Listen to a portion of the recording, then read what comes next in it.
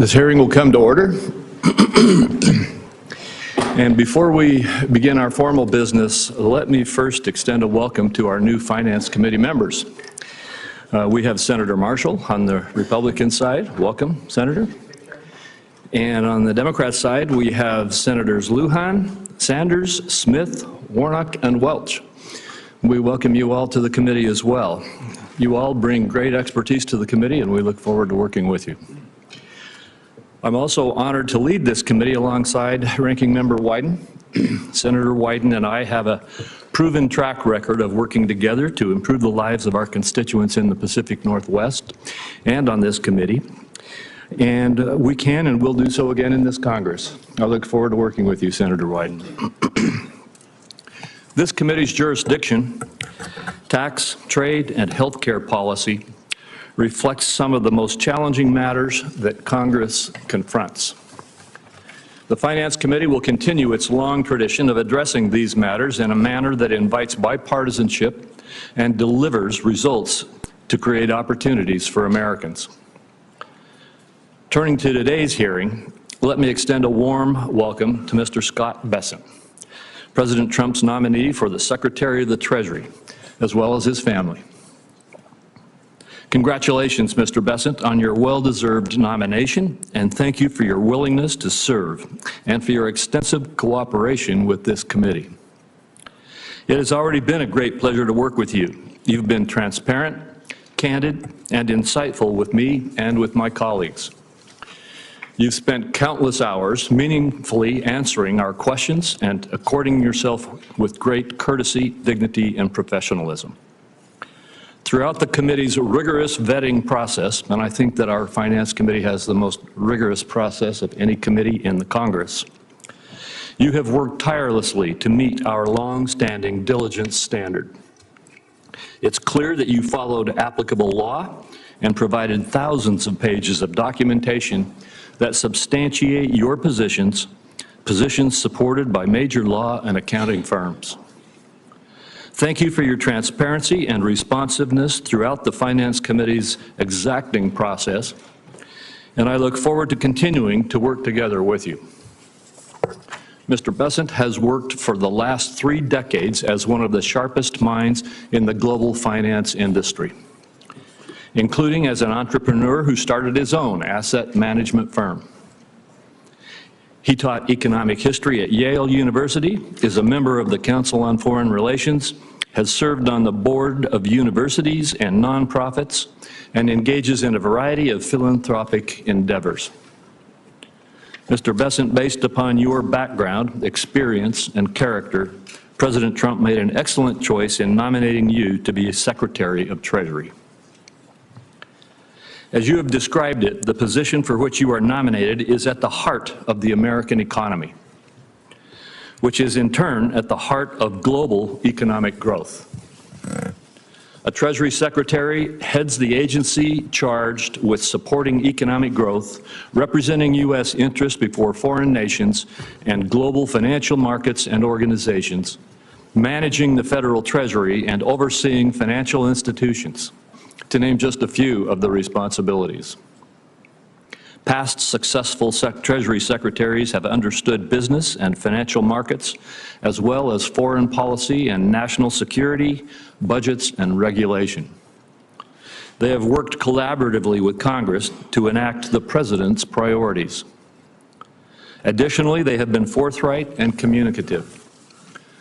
The next Treasury Secretary will have to work with Congress to preserve and build on the pro-growth Republican tax policies that have greatly benefited all Americans, as well as improve our global competitiveness through trade deals that create market access and combat China's unfair practices.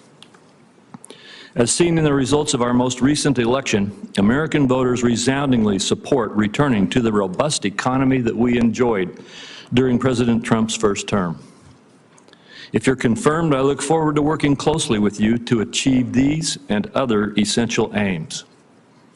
Mr. Bessent, on behalf of my colleagues, I thank you for your willingness to serve and again congratulate you on your support and on your nomination, which I intend to support. With that, I recognize Ranking Member Wyden for his opening remarks. Thank you very much, Mr. Chairman, and I appreciate your introducing all the new members on both sides, and as always, your very kind comments about me. Very much appreciated. In a Trump economy, the winner's circle is small, and it's dominated by the ultra-wealthy. Working people and the middle class are on the outside looking in, and Trump and his advisors are indifferent to the problems they face each day. I've had more than 1,100 open to all town hall meetings in my state. I'll have several more this weekend. The second word I hear from Oregonians in those meetings is almost always bill. Grocery bill, medical bill, electricity bill. Americans feel held down by the cost of living. They look at the growing fortunes at the top, and they weigh that against their sense that America's middle class just doesn't have the opportunities to really get ahead. The American people voted for change, and more than anywhere else, they want change in the economy. I don't believe they're going to get it from Mr. Bessent or Donald Trump. The centerpiece of the Trump economic agenda is extending his 2017 tax law at a cost of more than $4 trillion. Ultra-wealthy individuals who rake in millions each year would get tax breaks of hundreds of thousands of dollars. Families who live paycheck to paycheck would be lucky if they could just get enough to cover the grocery bill for a week. How does Donald Trump and Republicans plan to pay for their multi-trillion-dollar giveaways to the ultra-wealthy? For starters, they'll be offering across-the-board tariffs. And let's be clear about what that's all about. Trillions of dollars in new taxes paid for by working Americans and small businesses. And to me, the ultimate distillation of the Trump agenda is paying for tax breaks for the top by increasing child hunger, booting tens of millions off their health insurance, and laying off hundreds of thousands of manufacturing workers. It feels to me like a class war on typical American families. And the nominee, if confirmed, is going to be right in the middle of it. Donald Trump's going to be waging this class war instead of fixing what's broken about the tax code, which is there's a special set of rules that apply only to the ultra-wealthy. Make no mistake about it. Those ultra-wealthy people get to pay what they want when they want to, and often little or nothing for years on end. Mr. Bessent is a case in point. The taxes that fund Medicare are automatic for the vast majority of Americans. They come straight out of every paycheck. It's a civic duty that pays off as earned benefits down the road. But like a number of Wall Street fund managers, Mr. Bessent makes use of a tricky legal maneuver to opt out of paying into Medicare. It's a tax loophole that hurts Medicare but benefits him to the tune of hundreds of thousands of dollars each year. Now, the Treasury Department has gone to court to argue that taxpayers taking this position are violating tax law. Make no mistake about that. That's not me making the judgment. That's the Treasury Department. They went to court to argue that taxpayers who take this position are violating the law. I believe it's a big conflict of interest if the nominee is confirmed. Either he and his lawyers take the position that Treasury policy doesn't apply to the Treasury Secretary, or he blesses a loophole that lets Wall Street titans blow off their fair share of Medicare taxes. This is exactly the kind of abusive scheme that leaves Americans feeling disgusted with the tax code. They feel it every spring when they go to file their taxes through the big software companies as well. It's absurd that Americans get charged huge amounts of money to file their taxes every year. That's why a number of us in this room worked hard to create the new direct file program with resources from the Inflation Reduction Act and the Biden administration. It's a free option that allows taxpayers to file their returns directly to the IRS.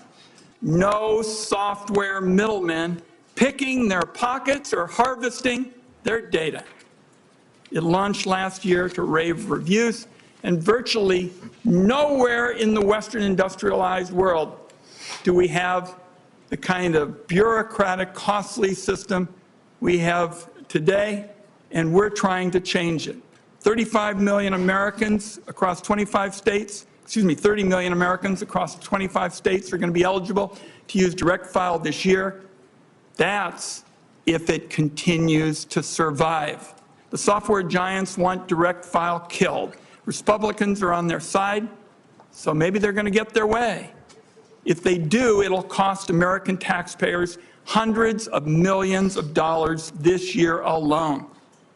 Trump and Republicans aren't stopping there when it comes to siding with special interests over the typical consumer. The Inflation Reduction Act was the largest investment in clean energy in our history. It was largely developed in this room, and it took years to try to find the common ground around technological neutrality. And the more you reduce carbon, the bigger your tax savings. It's created hundreds of thousands of jobs. It's saving consumers money on their energy bills. And along with record fossil fuel production, it's brought energy security to a level not seen in generations. Our country is in a clean energy arms race with China and other powers. But unfortunately, these policies from Donald Trump and Republicans may prevent us from winning that arms race with China. That's because the Trump administration is talking about selling out the special interests and far-right ideologues that want to nuke the provisions of the IRA that help us promote clean energy. They want to keep in place the oil and gas subsidies that have been around for more than a generation, but eliminate the incentives that put us in the lead on clean energy. From what I've read, that's how the nominee sees it as well. That would be a recipe for higher energy costs, weaker energy security, and surrender to China when it comes to clean energy jobs and investment. In my view, that just defies common sense. I'll close with this. Many people, myself included, hoped that the president-elect would pick a steady hand for Treasury Secretary, someone who would be a moderating force, who'd work with all sides, and especially for the interests of all Americans, for a tax code that gives everybody in America the chance to get ahead, not just the people at the top. So this is an important discussion today. And I wish I had read something that would indicate that this nominee would be the kind of Treasury Secretary I described. That's why we have the hearing, to get his views. Thank you, Senator Crapo. Thank you very much, Senator Wyden. And today, we are honored to have our good friend and colleague, and now the new Budget Committee Chairman, Senator Lindsey Graham, to help introduce the nominee. Welcome, Senator Graham. From the great state of South Carolina. I want to thank you for joining us today, and I'll turn it over to you to introduce Mr. Bessent. Well, thank you, Mr. Chairman, and ranking member to all my colleagues. And there are only 100 of us. We know each other pretty well. This is my first appearance in the Finance Committee, probably last. Y'all work on complicated stuff, and I'm glad you like this stuff. It seems kind of boring to me, but it's important what you do, and I respect the intellect of the people on this committee because our economy needs the best minds that we can find on the Finance Committee, and we need a Secretary of Treasury that knows what he's doing, has the trust of the President, and loves his country. Your ship came in with this guy. So Scott Bessette's from South Carolina. He's academically gifted and real-world tested. He went to Yale, so nobody's perfect. When he told me that, I said, I don't know about that. But anyway, he's really, really smart, and this is a complicated area. Now, why am I here? Because Trump won. I wouldn't be here if Trump hadn't won. Trump won because more people voted for him. And he had to pick people to form his cabinet. And when he talked about the Secretary of Treasury, I'm not the normal person you would go to ask about, because this is not so much my portfolio. But when he mentioned Scott, I said, oh my God, home run, from my point of view. I mean, you talk about somebody who's academically gifted, understands the world. Scott, like any Republican president, would pick Scott. I mean, he's really understands the president and what the president wants to do. And the reason I vote for almost everybody, for every president, is I believe, colleagues, that every president deserves a cabinet that they know and trust and can rely upon. If I had to vote for people based on agreeing with them, I wouldn't vote for anybody y'all picked. That's not the standard for me. I vote for people who I disagree with because I think they're qualified. So I would just ask the committee to think for a minute, is this man qualified? Does he have the background and the intelligence and the character to serve President Trump and our nation's Secretary of Treasury? I think by any reasonable test of qualifications, he excels beyond the bare minimum to the highest level of excellence. But that's just my opinion.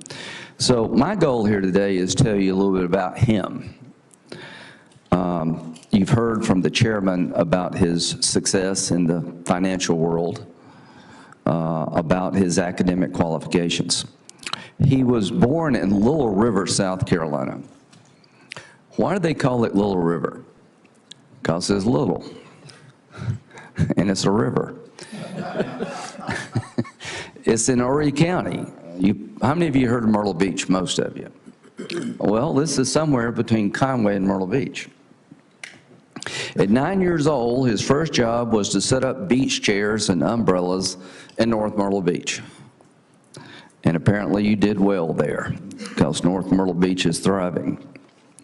He went to North Myrtle Beach High School, and he was voted most likely to succeed in 1980. And we have a high school classmate of his. What did they see in him? The same thing I see. Someone who really is talented and works hard and just a good person. The type of people that you think are going to succeed, but you hope succeed. So he lives in Charleston, in a really nice place. Going from Little River to Charleston is about a 2.5-hour drive, but it's a real change. Since I represent South Carolina, I like them both very much. He's married, John, his husband's right behind me. They have 2 kids, Caroline and Cole, and they're absolutely adorable. And from a South Carolina point of view, we're really proud of Scott. I was over the top happy when President Trump picked him, because I know him. I know where he came from. The rich and powerful don't live in Little River. This is truly the American dream. This man has been successful at everything he's ever tried to do. He's worked really hard. And why did President Trump pick him? Because he believes that President Trump's economic agenda is good for this country, and he wants to help President Trump be successful. And here's what Scott said. I think it's the melding of economic policy with national security. Economic policy and national security are now indispensable, and Donald Trump understands that. So I'm here to tell you, folks, I agree with that. If we don't have energy independence, we're less safe. If we don't get our debt in order, we're less safe. I am known around here as kind of a national security guy, but I do understand economic policy matters. If you want to clean up the environment, a carbon fee seems to be a good way to do it, to punish China and India for bad carbon practices. Call it a tariff, call it whatever you want to do. So President Trump won. I'm here today because he won.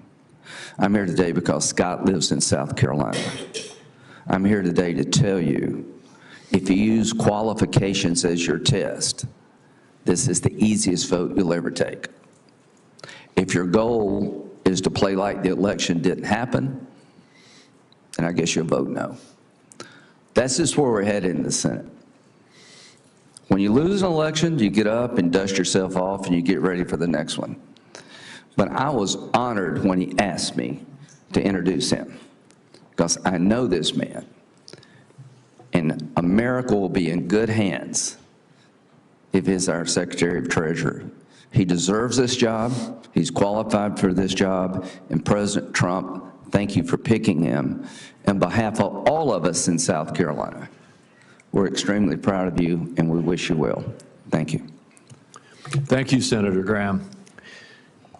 We appreciate you giving this introduction, and you are now excused, as is our practice. And Mr. Bessent, before we turn it over to you for your opening statement, I have 4 questions that we ask all nominees who come before this committee. The first is there anything that you are aware of in your background that might present a conflict of interest with the duties of the office to which you have been nominated? No, sir. Second, do you know of any reason, personal or otherwise, that would in any way prevent you from fully and honorably discharging the responsibilities of the office to which you've been nominated? No, sir. Third, do you agree without reservation to respond to any reasonable summons to appear and testify before any duly constituted committee of the Congress if you are confirmed? Yes, sir. And finally, do you commit to provide a prompt response in writing to any question addressed to you by any senator on this committee? Yes, sir. Thank you very much. Again, welcome to the committee, Mr. Bessent, and you may make your opening statement. Good. Thank you. Chairman Crapo, Ranking Member Wyden, members of the Finance Committee. It's an honor and a privilege to be considered by this committee as the President's nominee for the Secretary of the Treasury. I want to thank all of you who took the time to meet with me over the past few weeks. I want to thank my spouse, John Freeman, who is here today, and my wonderful children, Cole and Caroline, Mike, I'm not sure if his mic's working. who are sitting behind me. Mr. Bessent, could you pull the microphone a little closer to you? Who are sitting behind me for the ultimate civics lesson. I want to acknowledge 3 people who couldn't be here today. My 98-year-old mother-in-law, Celine Freeman, a World War II French war bride of an American soldier who lives with us in Charleston, South Carolina, making for a 3-generation household. My sister, Paige McLeod Bessent, who doesn't like crowds and prefers the mountains of South Carolina to large cities, and my recently deceased sister, Wynn Bessent, who worked tirelessly as a public defender in one of South Carolina's poorest counties. I also want to thank President Donald Trump for having placed his trust and confidence in me for such an important role in his administration. While I have met with many of you, most Americans watching at home will be unfamiliar with my background. I have been blessed with a fulfilling and successful career, but my presence here today was far from predetermined. I was born and raised in the South Carolina Lowcountry. My father fell into extreme financial difficulty when I was young. When I was 9 years old, I started working 2 summer jobs, and I haven't stopped working since. I eventually made my way to Yale. I accepted my first internship in finance because the job came with a pull-out sofa in the office to sleep on, which allowed me to live in New York City rent-free. I've been involved in the financial markets ever since. I've been fortunate enough to work with some of the world's greatest investors in a career that has taken me to almost 60 countries over 40 years. My life has been the only in America story that I am determined to preserve for future generations. Today, I believe that President Trump has a generational opportunity to unleash a new economic golden age that will create more jobs, wealth, and prosperity for all Americans. My life's work in the private sector has given me a deep understanding of the economy and markets. And while this experience will be invaluable in crafting economic policy, I have long adhered to the principle that you should know what you don't know and lean on those who do. Having never served in government, I intend, if confirmed, to be in close contact with each of you in your offices and seek your counsel. The Treasury Department plays a critical role in protecting American national security. We must secure supply chains that are vulnerable to strategic competitors, and we must carefully deploy sanctions as part of a whole-of-government approach to address our national security requirements. And critically, we must ensure that the U.S. dollar remains the world's reserve currency. Today, Americans face significant challenges in an economy that has not created enough opportunities for working men and women. We have an affordability crisis, a housing shortage, and for the first time in my lifetime, parents feel as though the American dream is slipping away from their children. The federal government has a significant spending problem, driving deficits that have averaged an historically high 7% of GDP during the past 4 years. We must work to get our fiscal house in order and adjust federal domestic discretionary spending that has grown by an astonishing 40% over the past 4 years. Productive investment that grows the economy must be prioritized over wasteful spending that drives inflation. As we begin 2025, Americans are barreling towards an economic crisis at year-end. If Congress fails to act, Americans will face the largest tax increase in history, a crushing $4 trillion tax hike. We must make permanent the 2017 Tax Cuts and Jobs Act and implement new pro-growth policies to reduce the tax burden on American manufacturers, service workers, and seniors. I've already spoken with several members of the committee, as well as leaders of the House, about the best approach to achieving these important goals together. As President Trump has said, we will unleash the American economy by implementing pro-growth regulatory policies, reducing taxes, and unleashing American energy production.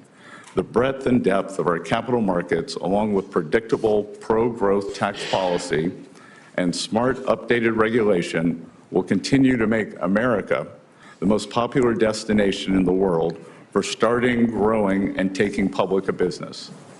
And as we rebuild our economy and lay the foundation for the next generation of American competitiveness, we must use all the tools available to realign the economic system to better serve the interest of working Americans.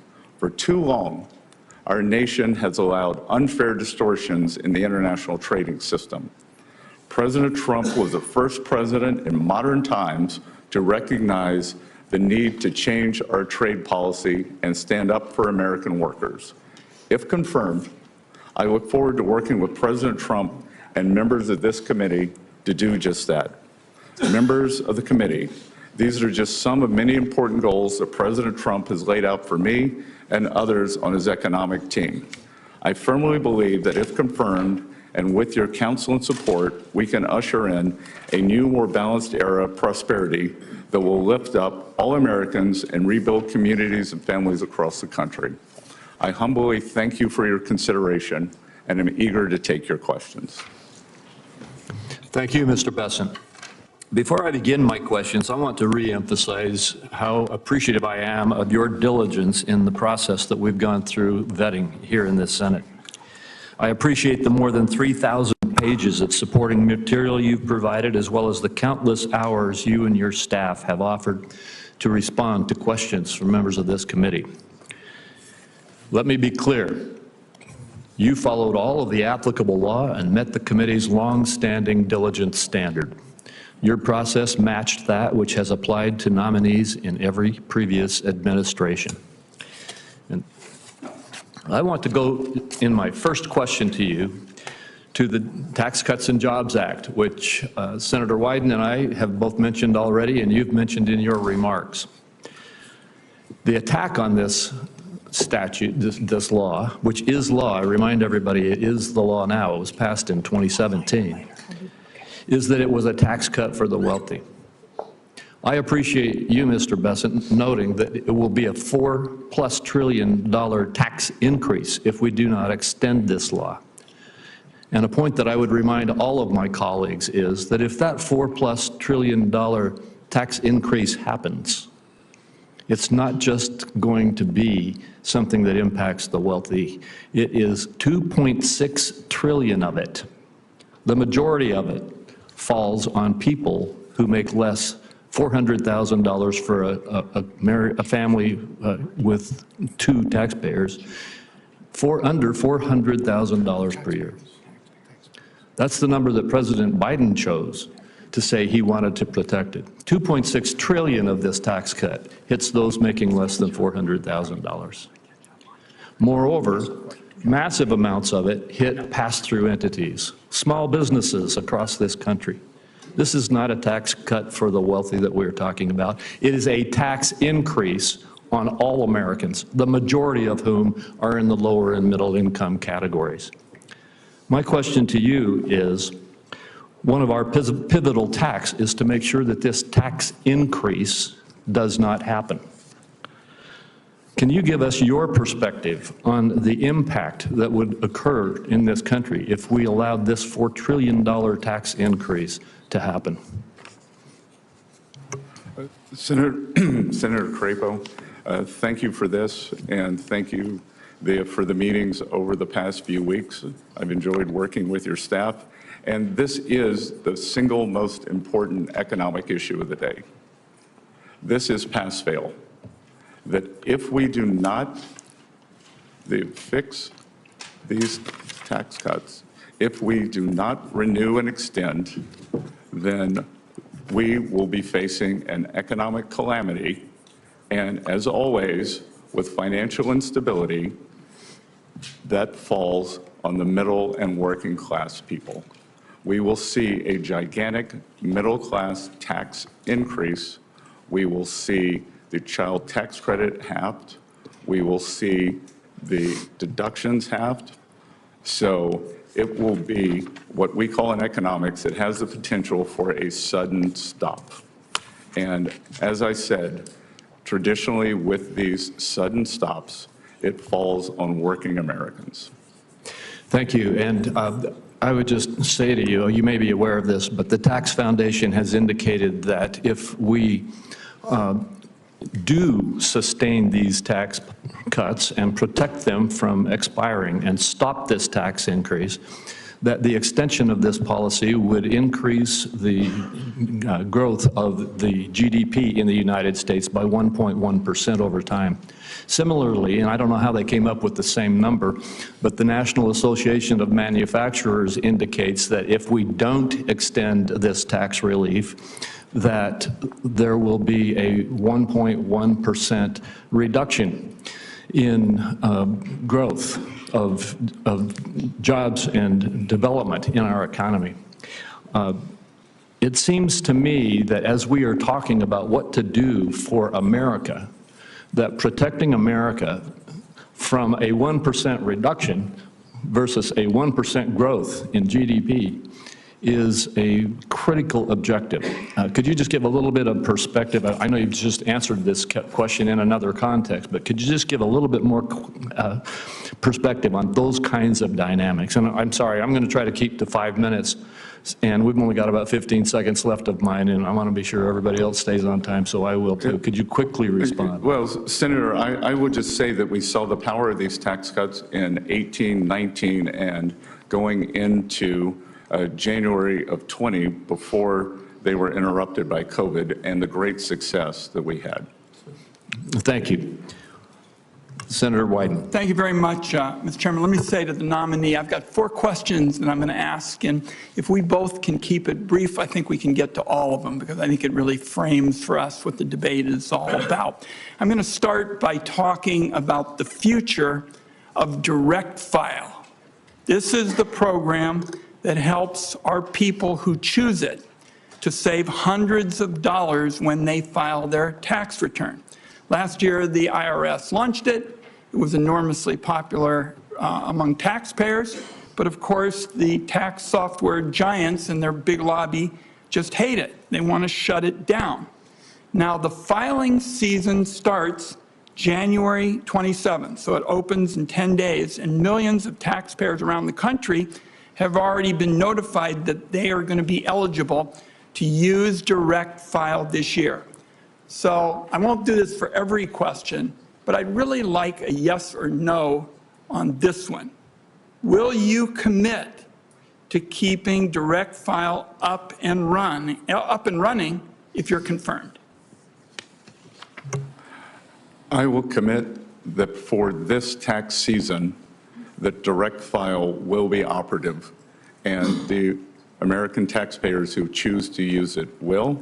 And if confirmed, I will consult and study the program and understand it better and make sure that it works to serve the IRS's three goals of collections, customer service, and privacy. I appreciate the answer. It means that taxpayers are going to save, who choose to use it because it's voluntary, hundreds of dollars, and we'll have a chance to see once again how popular it is with practically everybody except the tax prep software crowd. On to tariffs. Donald Trump, with no plan and no strategy, says he's going to put across-the-board tariffs, blanket tariffs on all imported goods, which means that our workers and our small businesses are going to get clobbered with additional taxes on practically everything they buy from other countries. My question here is, who would pay these tariffs? Americans or foreign countries?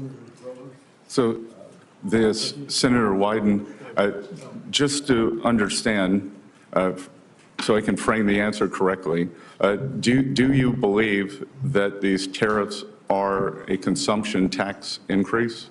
I believe these tariffs, you can call it whatever you want in terms of trying to gussy it up. They're going to be paid for by our workers and small businesses. And all through the campaign, we heard they weren't, that foreign countries were going to pay it. I think that's baloney. It's going to be paid for by workers and small businesses. So, your response? Yes, Senator, I would respectfully disagree. And the history of tariffs and tariff theory, optimal tariff theory, does not support what you're saying. Traditionally, we see that the current, if we were to say use a number that has been thrown around in the press of 10%, then traditionally the currency appreciates by 4%. So the 10% is not passed through. Then we have various elasticities, consumer preferences may change. And finally, foreign manufacturers, especially China, which is trying to export their way out of their current economic malaise, they will continue cutting prices to maintain market share. Okay. That's an academic view of it. But what I know is the history of this is it clobbers people of modest means. They're the people who are going to get hit. And all through the campaign, there was a big show that it was going to be paid for by foreigners, not so. Two other questions I want to get in. And I already made it clear, and you and I talked about this. I'm for a tax code that gives everybody the opportunity to get ahead. You and I talked about my friend Bill Bradley. He and I have been working for this for years. Do you believe the tax code should treat wages differently than it treats wealth? Look, in any tax system that advantages and creates distortions, it is a change that, Senator, it is a decision that was made when the tax codes were written. And so every tax code involves the trade-offs and distortions in favor of other the gains. It sounds to me like you do believe that it's fine to treat wealth more favorably. I couldn't disagree more. The idea that a dollar earned by a hedge fund manager has more value than a dollar earned by a teacher or a factory worker, I just think it's a disconnect with the American people. One last question, and that is about the legislation that was written in this room that was the biggest transformation on clean energy in American history. That is our package that basically said the tax code as it relates to energy is a broken down mess. And we basically said we're going to have a technology neutral system. The more you reduce carbon, the bigger your tax savings. Now there is a big effort in the Trump administration to reverse it. I think that's going to be bad for the economy, but it is going to be damn good for China because we are in an arms race on clean energy with them.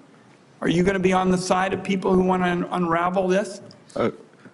Senator Wyden, just so we can frame this for everyone in the room, China will build 100 new coal plants this year. There is not a clean energy race. There is an energy race. China will build 10 nuclear plants this year. That is not solar. I am in favor of more nuclear plants. And I would note that the IRA, as scored by the CBO, is wildly out of control in terms of spending on the upside. Well, first of all, the clean energy package does protect nuclear because members on both sides of the aisle in this room wanted it to be that way. But if you're going to talk about fossils, the United States has achieved a greater level of energy security than we've had in generations. Oil and gas production is at record highs. And it's not just that, but it's about clean energy. And I'm very troubled by your position denying that we're in an arms race with China on clean energy, because we definitely are. Thank you, Mr. Chairman. We do need to move on. And I told Senator Wyden he could have those 4 questions, but I want to remind everybody else we've got a 5-minute time limit. He deserved those extra questions. Senator Grassley. Mr. Benson, congratulations. I want to start out with where you and I talked about something in my office, and you remember that tongue-in-cheek comment I made to you that you're going to be asked by the chairman, will you answer all of our letters? And everybody that comes to the Hill says, yes, they're going to. And I said, maybe you better say maybe, because most people don't keep that promise. So I just wanted to remind you, if I write you a letter on my oversight responsibilities, I'd appreciate it if you'd answer it. Now to my first question. My Democrat colleagues believe, you gonna put that up? My Democrat colleagues believe the only solution to our unsustainable debt and deficit is higher tax rates and that ends up being on job creators and families alike. However, history proves that high tax rates fail to raise significant revenues. Taxpayers, workers, and investors are smarter than that.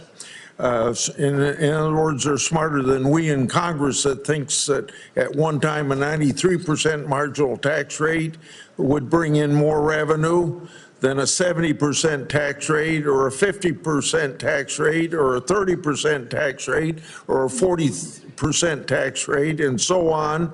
But as you can see from this chart, Congress isn't too smart because the taxpayers decide how much money they're going to bring into the federal treasury. Now, on the other side of the ledger, federal spending is at levels we've never seen outside of war and recession and still growing. So I'm making a statement to you, but if you'd like to comment on whether or not we have a fiscal imbalance primarily or a spending problem rather than a revenue problem. Senator Grassley, I enjoyed visiting you in your office, and will remind you that when we were talking about the American agriculture, that I may be the first Treasury Secretary nominee in a long time who knows what a section is, 642 acres, and am involved in the farming business. And yes, we do not have a revenue problem in the United States of America. We have a spending problem. That historically, for the past 40 or 50 years, revenues, federal government revenues, have averaged about 17 to 17.5% of GDP. And spending has been slightly over that, leading us to a 3.5% budget deficit, which is manageable because we have roughly 3.8% nominal growth, 1.8% real growth, 2% inflation. Today, as you stated, and to be clear, this is one of the things that got me out from behind my desk and my quiet life in this campaign, was the thought that this spending is out of control. We are spending about 25% of GDP. So as you said, 6.8 to 7% deficit. We have never seen this before when it is not a recession or not a war. And I am concerned because several times the Treasury of the United States has been called upon to save the nation, whether it was the Civil War, the Great Depression, World War II, or the recent COVID epidemic. Treasury, along with full government and Congress, has used its borrowing capacity to save the Union, to save the world, and to save the American people. And what we currently have now, we would be hard-pressed to do same. My last question is one I ask a lot of people to come from Treasury. While I oppose tax hikes on individuals, families, and small businesses, I've long championed sensible policies geared towards shutting down tax loopholes and providing tools to IRS to detect tax cheats. A primary example is my legislation that I authored in 2006, the IRS whistleblower law. It's brought $6 billion back into the federal treasury. This program could raise billions more if IRS would use it to its full potential. So I hope I can count on you if you're confirmed, and I think you'll be confirmed, to be supportive of this whistleblower program and work to ensure its full use to its full potential. Senator Grassley, we are in complete alignment on this program. Thank you. Next would be Senator Cornyn. Well, thank you, Mr. Chairman. Mr. Benson, welcome to Washington, D.C. You're getting a taste of what it's like here, which is an out-of-body experience for most people who are not acquainted with it. I happen to represent a state that has the 8th largest economy in the world. We think we understand the formula for economic growth and prosperity and opportunity, which are low taxes, a reasonable and modest regulatory footprint, and opportunities for people to prosper, and by prospering, invest and create opportunities for other people to pursue their dreams. We think there's a lot Washington can learn from that formula, and it sounds to me like you agree. One of the strange experiences I've had here is that so many of our colleagues, principally on the other side, think that the money that you earn is not actually yours.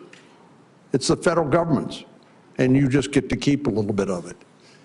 Conversely, I believe that the money that people earn is theirs, and they have a responsibility to pay taxes, but as you point out, an over-tax burden or large tax burden has a way of depressing the economy and reducing standard of living. So I'm grateful for your nomination, and I think you are exactly the type of individual that needs to serve in this important position, and I support your nomination wholeheartedly. Let me ask you, in the short time I have, one sort of obscure question and another one that we discussed in our office. As you know, the market for U.S. Treasuries is the largest market in the world at $28 trillion, and it's critical to the financial stability of the United States. There's actually a proposal for an entity to clear U.S. Treasury futures at the London Clearing House, which is overseen by the Bank of England. Some argue that the Bank of England would have control over a heaven forbid, a default scenario in this critical market instead of the U.S. Is this a concern to you? Senator Cornyn, I enjoyed visiting in your office, and I would note that while Texas has more arrivals due to good economic policies, South Carolina has more arrivals as a percent of the population, also driven by our wonderful governor, Henry McMaster. I'm still going to vote for your nomination. I think it's 1,600 people a day in Texas, but go ahead. Yeah, everything's bigger in Texas, sir. That Yeah, you raised a very important question, and one that I will investigate further. I was unaware until the past few days of this with the new exchange. What I can tell you is, as a student, a professor of economic history, that it is important for the U.S., for U.S. Treasuries, for us to be able to resolve any stress issues in the market in the U.S. We saw during the Lehman Brothers bankruptcy that many of the problems emanated from the UK subsidiary. So this is something that, thank you for bringing this to my attention. And my inclination is that the resolution authority must lie here in the US, but I will get back to you in writing with an answer on this if confirmed.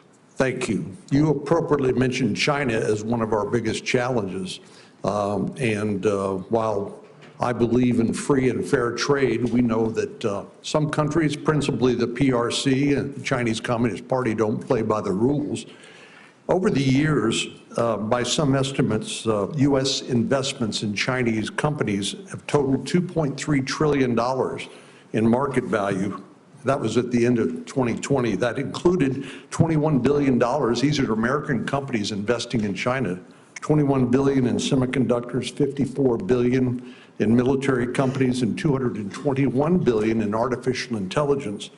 So it's pretty clear to me that U.S. investments have fueled China's economic growth, which has allowed them not only an increased standard of living, which is great for the Chinese people, but problematically, it's also allowed them to modernize their military and now threaten the peace in the Indo-Pacific and beyond. As we've discussed, I've introduced a bill that would require transparency of American companies investing in China. And of course, the entity that would receive the reports from American companies that do that, and since it's strictly a reporting requirement, would be Treasury. What's your view of an outbound investment transparency requirement? Senator Cornyn, I believe that, as we discussed in your office, this is a very important issue. That the Chinese economy is the most unbalanced economy in the history of the world.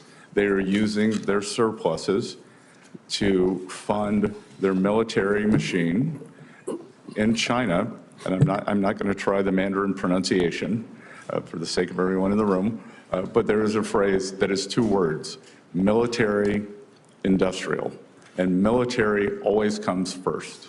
So we should understand that, and that we should have a very rigorous screening process for, as you identified, anything that could be used in AI, in quantum computing, in surveillance, in chips, that the U.S. has the lead, and we must make sure that we maintain it through smart policies such as you and I discussed. Thank you. We need to move on. Senator Bennett. Mr. Besson, thank you for being here. Mr. Chairman, congratulations on your position. We look forward to working with you, as I always have. Mr. Besson, thank you for your willingness to serve. We are at the beginning of what's going to be a vigorous conversation about the country's fiscal health. You've described our deficit as alarming, and yet you're here with the same Trump tax policy that has burdened the American people with another $2 trillion of debt that their kids and grandkids are going to have to pay back. And despite the conversation we've heard over here, clearly, you know, the distribution of it was deeply, deeply, deeply unfair. 50% of it went to the top 5% of Americans, 75% of it, if you add the SALT, which even the Wall Street Journal won't support because it's so unbelievably outrageous, will go to the wealthiest 5% of Americans. The tax policy is one that's hard, it is, for some reason in this room, it makes sense to people. In America, I don't think there's been a mayor in the history of the United States whose tax policy has been to go to the people of New York City or of Atlantic City or even of Mar-a-Lago and said to them, I have an idea. I'm going to borrow more money than we have ever borrowed in the history of that community, and I'm going to spend it. And I would say, well, geez, I'm worried about that. I don't want us to borrow a bunch of money without knowing what it's going for. What is it going for? Is it going for schools? No. Is it going to compete with the Chinese in their defense? No. Is it going to pay for parks? No. Is it going to deal with the mental health crisis that we have in America? No. Is it going to pay to secure our border? No. What are you doing with the money, Mr. Besson? What were you doing with the money, Mr. Mnuchin? What are you doing with the money, Mayor, in America? The answer is we are going to give it to the richest people in America, the richest people in our community, and expect that somehow that's going to trickle down to everybody else. That has been the Trump tax policy since the day he showed up, and no mayor in America would ever, with a straight face, say that's what they should do. And in fact, no America in history has done that. But to add insult to injury, you sit here, and Mr. Mnuchin sat here at his time and said, it's all going to be paid for by economic growth. We know that's not true. We know it costs $2 trillion. So while the benefit went to the richest people in America, the cost is being borne by the children of working people all over this country. And that's what's going to happen now. It's $4.6 trillion this time, not $2 trillion. And then you come here, and this is my question, Mr. Besson, and you sneak into your opening statement that we have a spending problem, and what we have to focus on, as you said, is discretionary spending after your crocodile tears about how China is out competing us. And as you know, because you're a smart person, and you spent a lot of time on Wall Street, just like your predecessor did, discretionary spending is about 1/3 of our overall spending. 17% of what we spend is domestic. 17% roughly of what we spend is military spending, that spending you were talking about with respect to China. There are so many things I think you owe the American people after we have seen the catastrophe of the result from the tax cuts the last time and the fact that the benefits went to the wealthiest people. But don't you at least owe the American people a refund for the $2 trillion that they've already incurred because of the last round? Before you get to the $4.6 trillion, can't we think of a better idea in the halls here than cutting taxes for the wealthiest people and expecting that it will trickle down to everybody else when we have the profound needs that you have talked about? When we're living in an economy, you had the American dream. We heard you say that. Where fewer and fewer people can get ahead, where this generation of Americans is going to be the first generation to leave less opportunity, not more, to our kids and our grandkids, where we see massive income inequality and wealth inequality when Trump was president, when Biden was president. Can't we think of a better idea than that? And at a bare minimum, and this is tiny, don't we owe them an answer about what you are going to do to that 17% of discretionary spending, or even the third, before you come in here and say that the most important thing we should do is cut taxes for the richest people in America? Senator, thank you. And I would respectfully disagree with much of your categorization in terms of the benefits accruing to the richest Americans. Actually, the share of taxes paid by the upper percent of Americans increased after TCJA. It went from 39 to 46%. The top 50% of Americans now pay 98% of taxes, and working families had real wage increases in 2018 and 2019, and going into 2020 pre-COVID. The CBO scoring for the Trump tax cuts got rescored by $1.5 trillion. Make sure, because we're in the beginning of a long debate, that if you're going to rely on the CBO score for this, that you're going to be willing to rely on it for the things that you said it's no good. Look, I'm not in love with CBO scoring. I know that. but- That's why now you're relying on it. So I'm just saying, it's a language we all it's speak. not funny money. This is the American people's money. We can do math. Every mayor in America has to do math. And we're going to insist that you do the math too, because we know George Soros understands the math when you work there, and you understand full well what's going on here, just like Steve Mnuchin did, just like Donald Trump does, and we're not going to let it happen against the American people. Thank you, Mr. Chairman. Thank you. And I again remind my colleagues, we need to hold our time to 5 minutes. Senator Cassidy. Mr. Besson, I'm always going to pronounce your name as if it was in South Louisiana, and I'm going to pronounce it with a French Besson as opposed to Besant. That's what those folks in South Carolina do. I'll try. Let me compliment you on substantive answers. Sometimes we get people here who just rope-a-dope, and they'll have a set of statements such as have been just delivered, and all due respect to my colleague, and they just rope-a-dope, and you actually give substantive answers. I thank you for that. By the way, I'm also, Lindsey Graham alluded to it, going back to tariffs, which Senator Wyden spoke of. I've been very concerned that countries like China manipulate environmental regulations. You point out that they're building 100 coal-fired plants over a period of time, and that whatever we do will not have an impact on global greenhouse gas emissions because China's putting up so many. I believe I've learned that that is called an externality in economics. When we met, we discussed the foreign pollution fee, which would put a levy, a tariff, on those carbon-intensive products coming from countries like China, roughly commensurate with their avoided cost of not controlling it. Now, I would think that my Democratic colleagues would like that, because that's clearly a way that they are manipulating the world economy to steal jobs from the United States and simultaneously increase global greenhouse gas emissions. Any comments on such a foreign pollution fee? Senator Cassidy, I greatly enjoyed our discussion and the extensive presentation you gave me when I visited with you.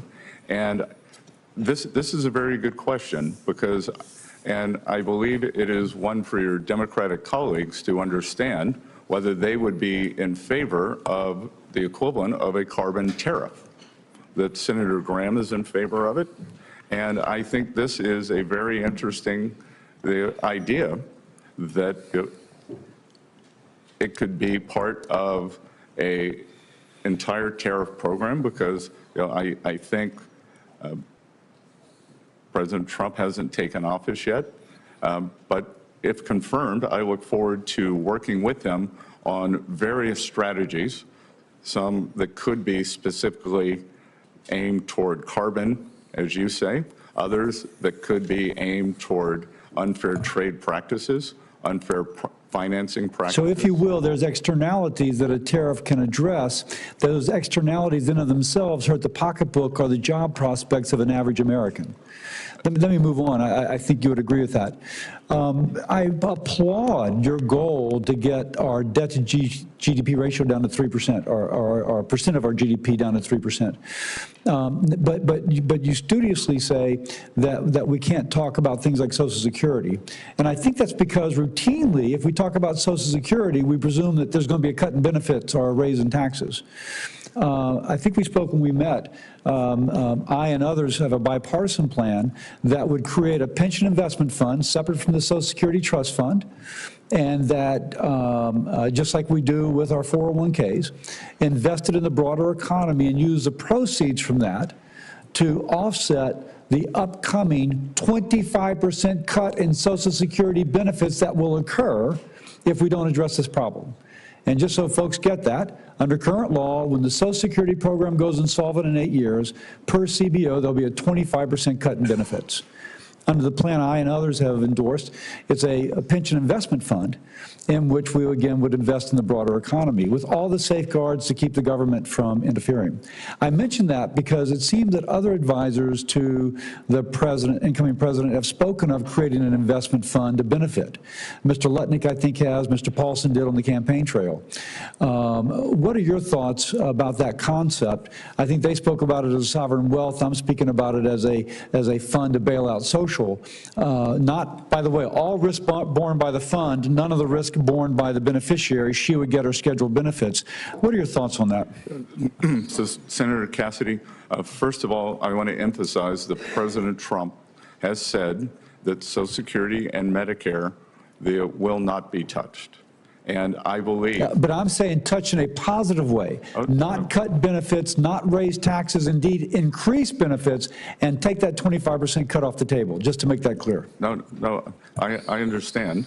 And so those would not be touched. One of the tragedies of this blowout in the budget deficit is that we have to get our short-term house in order to start, before we can start implementing the smart plans such as yours. I do believe that there is discussion to leverage the asset side of the U.S. balance sheet, as we discussed in your office, in favor of a fund, whether it's a sovereign wealth fund, something, as you discussed, a supplemental fund. So that is very much in the mix. I look forward to getting back to you on it. President Trump hasn't taken office yet. If confirmed, this is something that I think could be very exciting, because we always look at the debt of the United States, and we have fantastic assets that could be earning, leveraged, or used for multiple revenue-generating opportunities. Thank you. Thank you. Senator Warner. Thank you, Mr. Chairman. Congratulations. Mr. Bessent, it's good to see you and enjoyed our meeting. I've got some specific questions I want to ask, but I don't want to litigate this now, but I do feel, as someone working with Senator Crapo and others, when we took on, I still think, the most comprehensive post-Simpson-Bowles, and we took arrows from each side. And I'm looking at any kind of pro-growth policies possible, but I just respectfully want to say there is not an industrial nation, first world industrial nation in the world, that gets anywhere close to meeting their revenue needs, and I'm not proposing that America spend anywhere like the Europeans at 17 to 18% of GDP. It's never happened historically. It's not going to happen in a Trump administration or future Democratic administrations. So we'll have a time to talk back and forth on this, but I can't let some of this go without at least offering something that there's not an economist around that wouldn't concur. We got to bring down spend, but the revenue side alone is not, excluding that, we're never going to get to a balance. I do want to raise on a more positive note, again, something I worked closely with the chairman on, and actually worked with your predecessor on, and was very proud of that relationship. I disagreed with Secretary Mnuchin on a lot of things, but I found a lot of things to agree with him on. And one was a relatively narrow part of the financial sector called community development financial institutions, CDFIs. Under the previous Trump administration, we put about $12 billion in. This serves access to capital for underserved communities. Under Senator Crapo's leadership, we built a bipartisan CDFI caucus, 12 Ds, 12 Rs. It's tough to get 24 bipartisan senators agree on anything. It's kind of low-hanging fruit. There are things we can do to continue to expand this area, creating a secondary market. We've got some bipartisan legislation there, trying to reward patient capital. A lot of these institutions now have Tier 1 equity, but they've got to get patient capital. And again, Senator Crapo and I have worked with the current administration, would want to work with yours on something called the Economic Opportunity Coalition.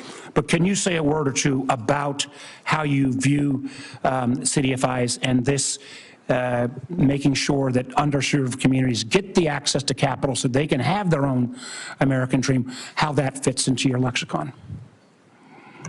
Senator Warner, I enjoyed talking to you about CDFIs in your office. The early part of my career was as a financial services analyst, so I have a depth and breadth, and I believe that the breadth of the U.S. financial services industry is what makes the U.S. economy differentiates the U.S. economy from the rest of the world. And I think the addition of these CDFIs into underserved communities are very important. Well, I appreciate that. And again, it's bipartisan. And there are, again, you understand markets well. If we could spark a secondary market in this debt, we could leverage, and I'm talking about private capital, and I know that's what my colleagues like a lot, private capital, but we can leverage it exponentially. One of the things we discussed, and again, we talked about this in my office, and I don't want to, one of the things I was happy to hear, I feel very strongly that we cannot reward Vladimir Putin's aggressive, outrageous behavior in Ukraine. And I think the Ukrainians have performed remarkably. Obviously, they have manpower issues. I see this from the intel side on a daily basis.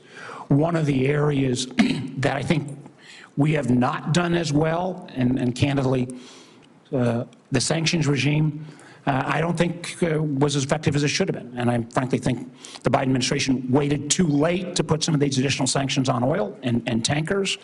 The ability for Russia to retool. Listen, I hope if President Trump can settle this, hallelujah, the world would be better off. But one of the things we discussed in my office was the potential to actually increase the sanctions regime as a way to help further leverage that. Would you care to talk for a moment about that again?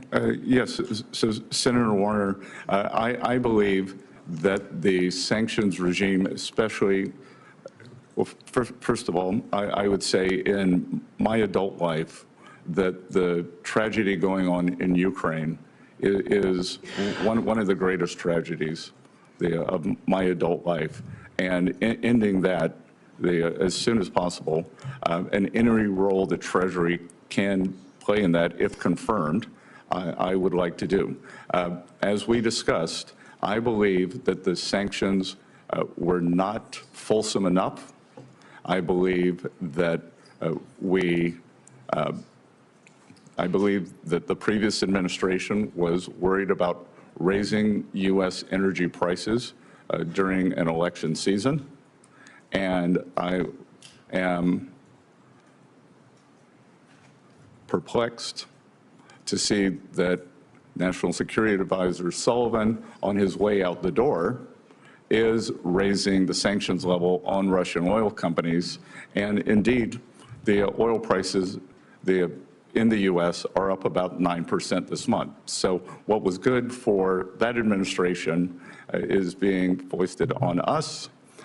But having gone from, I think, low-level sanctions to mid-level, that if any officials in the Russian Federation are watching this confirmation hearing, they should know that if I'm confirmed and if President Trump requests, and as part of his strategy to end the Ukraine war, that I will be 100% on board for taking sanctions up, especially on the Russian oil majors, to levels that would bring the Russian Federation to the table. And I will only take 30 seconds. Let me just get 30 seconds. Thank you for that, because I think it's important that we don't take these tools out of the toolkit. We can litigate what the past administration did and when they did it, but increasing pressure on Putin to bring about a resolution, I very much appreciate your willingness, and I hope you will be an advocate for keeping those sanctions on and actually advancing them even further. Thank you, Mr. Chair. Thank you, Senator Warner. Senator Langford. Thank you, Mr. Chairman. Mr. Besson, good to see you again. Thanks for the time in the office to be able to talk through a lot of these details as well. I was interested to be able to hear your statistic you shared earlier that after the Tax Cuts and Jobs Act of 2017, now we've had several years to be able to see what happens. And now I believe the statistic you gave is the top 50% of earners in America now pay 98% of the taxes. Did I hear that correctly? Because I've heard over and over again that is only the wealthy, only the big companies that get it. I would encourage, quite frankly, every Oklahoma company that's a small business to ask their CPA this year when they're filing their taxes, what if the Tax Cuts and Jobs Act expires next year? What would my taxes be next year? And have small business owners ask that question of their CPA, and I think they will be quite surprised, based on all the rhetoric, to say this is only about big companies and wealthy people, that every small business will quickly find out, oh, it's them as well. It'd be the same thing on the child tax credit. If Tax Cuts and Jobs Act goes away, it gets cut in half in the child tax credit, and all the inversions that were happening under the Obama administration, where American companies were being bought up by foreign entities, now that's actually switched. Now American companies are buying foreign companies, and those jobs are coming here. So there's been a tremendous amount of benefit in that. The one challenge that we've had on this committee has been a conversation with Janet Yellen about Pillar 2. And it started really 4 years ago now, 3 years ago, where the conversation was about, well, we really don't need Congress to act on this. We feel like we can do unilaterally. We can change America's tax policy for all businesses in America. And now in the last year, they've shifted to say, well, we're going to have to come back to you at some point to be able to get this. In the meantime, a deal has been negotiated that literally helps European countries and hurts the United States on this. And they negotiated a deal that exempts China from being affected by this at all. My question to you is, are you going to engage on this issue of Pillar 2? Number one, have this committee involved in writing taxes, which seems to be consistent with the Constitution. And then what is your message to other countries if they try to implement Pillar 2 on American businesses? Thank you, Senator.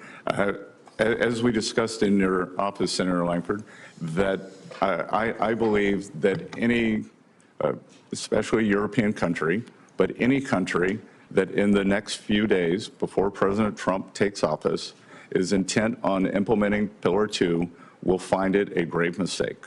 That the taxation of U.S. companies is a sovereign issue, and that authority lies with this Congress, and I will respect that. I will work with you to undo what I think has been a terrible policy. Yeah, which I would agree, and many members in this committee would agree, that not only they went around Congress violating the Constitution, but it deliberately hurt American companies.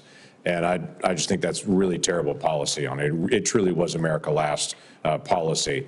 On the energy side, you've talked a lot about energy production. I'm Oklahoma, and unashamedly, we're all the above and all the below energy. We probably have more wind and hydro and solar production in my state than any other state on this dais, with very few exceptions, but we also use oil and gas. And we're going to produce all the energy that our state needs to be able to make sure that we stay stable on that. One of the issues that is a business issue for small or large businesses that I've been fighting for is a stable bonus depreciation amount. This is not about the type of energy or the type of business even. It's if you're actually investing in your company and trying to grow your company, that you would know what that bonus depreciation. Now, this will help with pipeline productions, but it will also help a pet shop and a hair salon and a restaurant just as much as well. And so thoughts on bonus depreciation and just a stable rate for that? So, Senator Langford, you're referring to the 100% immediate? Yes, what has been in the past, but for, quite frankly, a stable rate, period. Right now, we have a diminishing rate that's unpredictable. Yes, so I think that increasing the after-tax return on capital for U.S. companies, especially small business, is one of the greatest forms of job creation that we could see. Yeah. And to go back to your point on energy production, we've heard much here today saying that we are at a record amount of energy production, and we know that's a canard. We are barely above where we were in 2020, and if we were to look at the Department of Energy projections for 2024 and 2025, we are well below those. The past 4 years, we have seen U.S. production constrained, and part of a fulsome sanctions program would mean that we need more energy production in the U.S. to make up for the loss of sanctioned Russian oil to protect the U.S. consumer. Right, which is American jobs, which is American income, which one of the things we're going to have to deal with is the intangible drilling cost punishment that was actually put on all the independent oil and gas companies in my state and everywhere else that drives up the cost for consumers as well. That's another issue that this committee needs to take on. Mr. Chairman, thank you. Thank you. Senator Hassan. Well, thank you, Mr. Chairman, and again, congratulations on your position. I look forward to working with you and all of our colleagues on the committee. And thank you, Mr. Besson, for being being here. Congratulations on your nomination and for your willingness to serve, and welcome to your husband and children as well. We are grateful for their willingness to share you with the country. I appreciate you meeting with me in this process and sharing your priorities at Treasury if you are confirmed. And I want to follow up on some of those topics today. I also just want to associate myself with the comments of my colleagues, Senator Bennett and Senator Warner. I certainly believe we need to cut taxes for working people, and we need to make sure the wealthiest pay their fair share. And with regard to Senator Warner's comments on sanctions, you mentioned if Vladimir Putin is watching this hearing. He's not the only one watching this hearing. China is watching this hearing, and we have talked about the importance of making sure that we are not only competitive but outperforming China for economic purposes as well as for national security reasons. And as important as a resolution in Ukraine is, history tells us that appeasing tyrants at the expense of freedom fighters never works. And it is critically important not only for the Ukrainian people and for the freedom of all of us, but it is important because China and North Korea are also watching what we do and watching this hearing and how we will go forward imposing sanctions. To turn to some of the topics that we discussed when we met in my office, the research and development tax deduction was one of them. It's critical to helping us outcompete countries like China. Currently, China provides a 200% super deduction for R&D, while American businesses can only immediately deduct 10% for R&D. I've worked with Senator Young on a bipartisan effort to restore the full and immediate R&D deduction. So do you support restoring the full and immediate R&D deduction? Will you work with me and my colleagues to get this across the finish line in Congress? Senator, I enjoyed the meeting in your office. I am not fully versed in this, but my inclination is that this is something that I would support, and I will get back to you, if confirmed, I will get back to you very quickly on it, and we'll make it a priority. Do you agree it's an important tool for American companies to improve their competitiveness? Yes, Senator. Thank you. One of my other top priorities is working on a bipartisan basis to lower costs for families. Under President-elect Trump's policies, do you believe that prices for families will go up or down? I believe that inflation will be much closer to the Federal Reserve's target of 2%. And I believe that what we have seen over the past few years is that the bottom two income quintiles have a very different basket of goods and services. So there are two ways. We can either lower cost or we can get real wages up. I would hope that we would be able to do both. So you believe that President Trump's policies will further increase wages and lower inflation? I believe that they will increase real wages and lower inflation closer to the Federal Reserve's 2% target as it did during President Trump's first administration. Are there any specific policies proposed by the President-elect that you expect will increase prices for families? There's nothing I can immediately think of. So that's a no. If the President-elect were to propose a policy that you believe will increase prices, would you advise against it? I would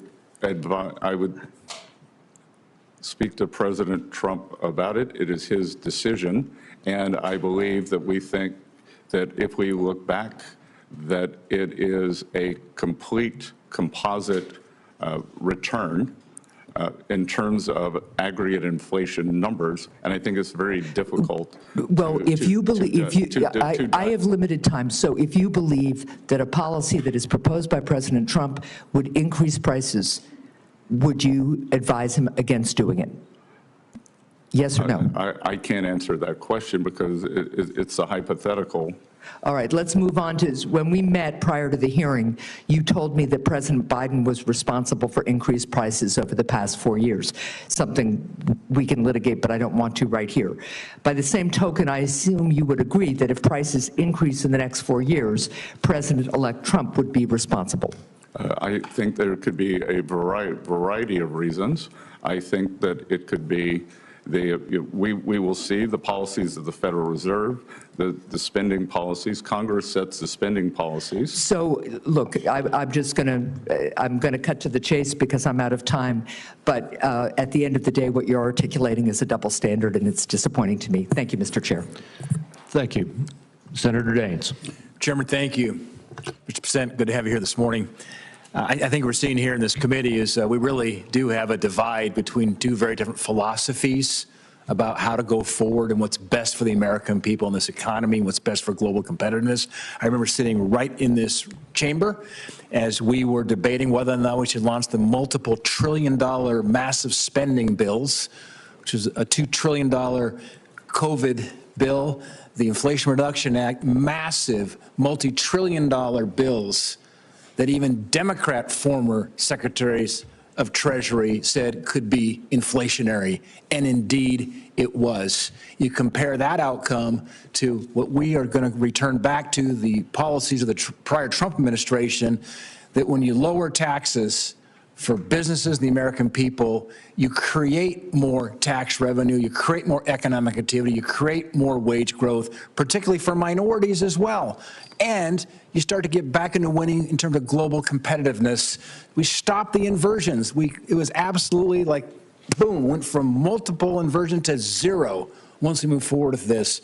And I couldn't be prouder of what we did boldly back during the Trump administration. We tried to fight against during this administration, these massive out-of-control spending bills that were inflationary, and the American people suffered greatly with these high levels of inflation, higher mortgage rates, and so forth. And so I'm glad to have you as our next Secretary of Treasury work with you to restore sanity back to where we were under President Trump. So congratulations on your nomination and your willingness to serve. With the expiration coming of these tax rates, we're facing a $4.3 trillion tax increase if we don't act this year. As we begin drafting this bill, and I applaud Chairman Crapo, he brought us together as ranking member last year prior to getting the majority back, anticipating we might have this moment. And we started talking about what are some key themes. Then we got into the details over several months of working groups for this next tax bill to renew and preserve the tax rates and prevent a $4 trillion tax increase. One of the key words was permanency. Permanency. I've expressed my support for the use of current policy baseline. I've expressed my support for permanency because we add uncertainty here in Congress with expiring tax code provisions. It's time to make them permanent, to take one additional burden away from the American people wondering what's going to happen with Congress, whether my tax rates will depend on what happens in the next election or what happens if Congress can act. Let's take that off the table with permanency. My question, Mr. President, is you've said we need to grow our way out of our current economic situation. I couldn't agree more. And that's just the philosophical divide we face here. Somebody who embraces more the supply side idea, reduce rates, unleash capital into the free markets and let those markets decide where that investment relies versus a bunch of bureaucrats here in Washington with wasteful spending.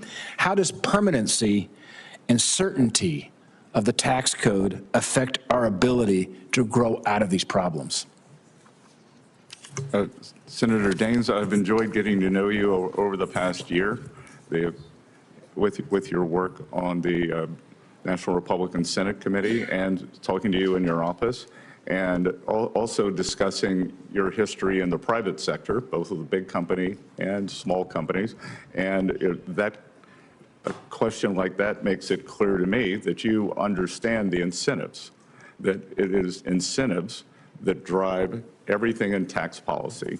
And I can tell you that since November 5th, for small businesses, we have seen the biggest increase in optimism since they have been keeping the metrics.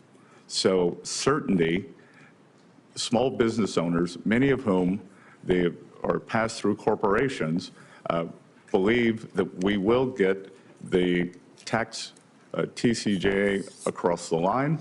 I think we could see a bigger increase in optimism. In economics, when we have something we can't define, we call it animal spirits. And I think we are seeing animal spirits, a nascent move up. But permanency and forward guidance gives people certainty. We get capital investment, we get hiring, we get real wages. Employers want to keep train and expand their workforce. So everyone wins with permanency, certainty. A kind of forward guidance for tax policy, I think, would be one of the things that could unleash this new golden age that President Trump has talked about. Yeah, I want to make one statement. I know I'm out of time here, Mr. Chairman, but when you take a look at the private sector jobs in America, it's about 140 million private sector jobs.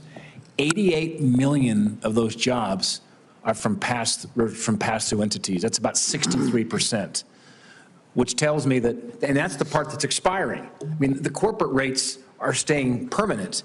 It's the pass-through rates. Those 88 million jobs, 63% of the private sector jobs are taking a look at what's going to happen here in Washington over the course of the next 6 to 8 months. Very, very important we make these rates permanent and prevent a tsunami of $4.3 trillion tax increase that will come if we don't act. Thank you, Mr. President. Thank you, Senator Cortez Masto. Thank you, Mr. Chairman. Mr. Bessent, good to see you. Thank you for meeting with me. Welcome to your family as well. Let me ask you this. I'm going to talk a little bit about the ACA premium tax credits.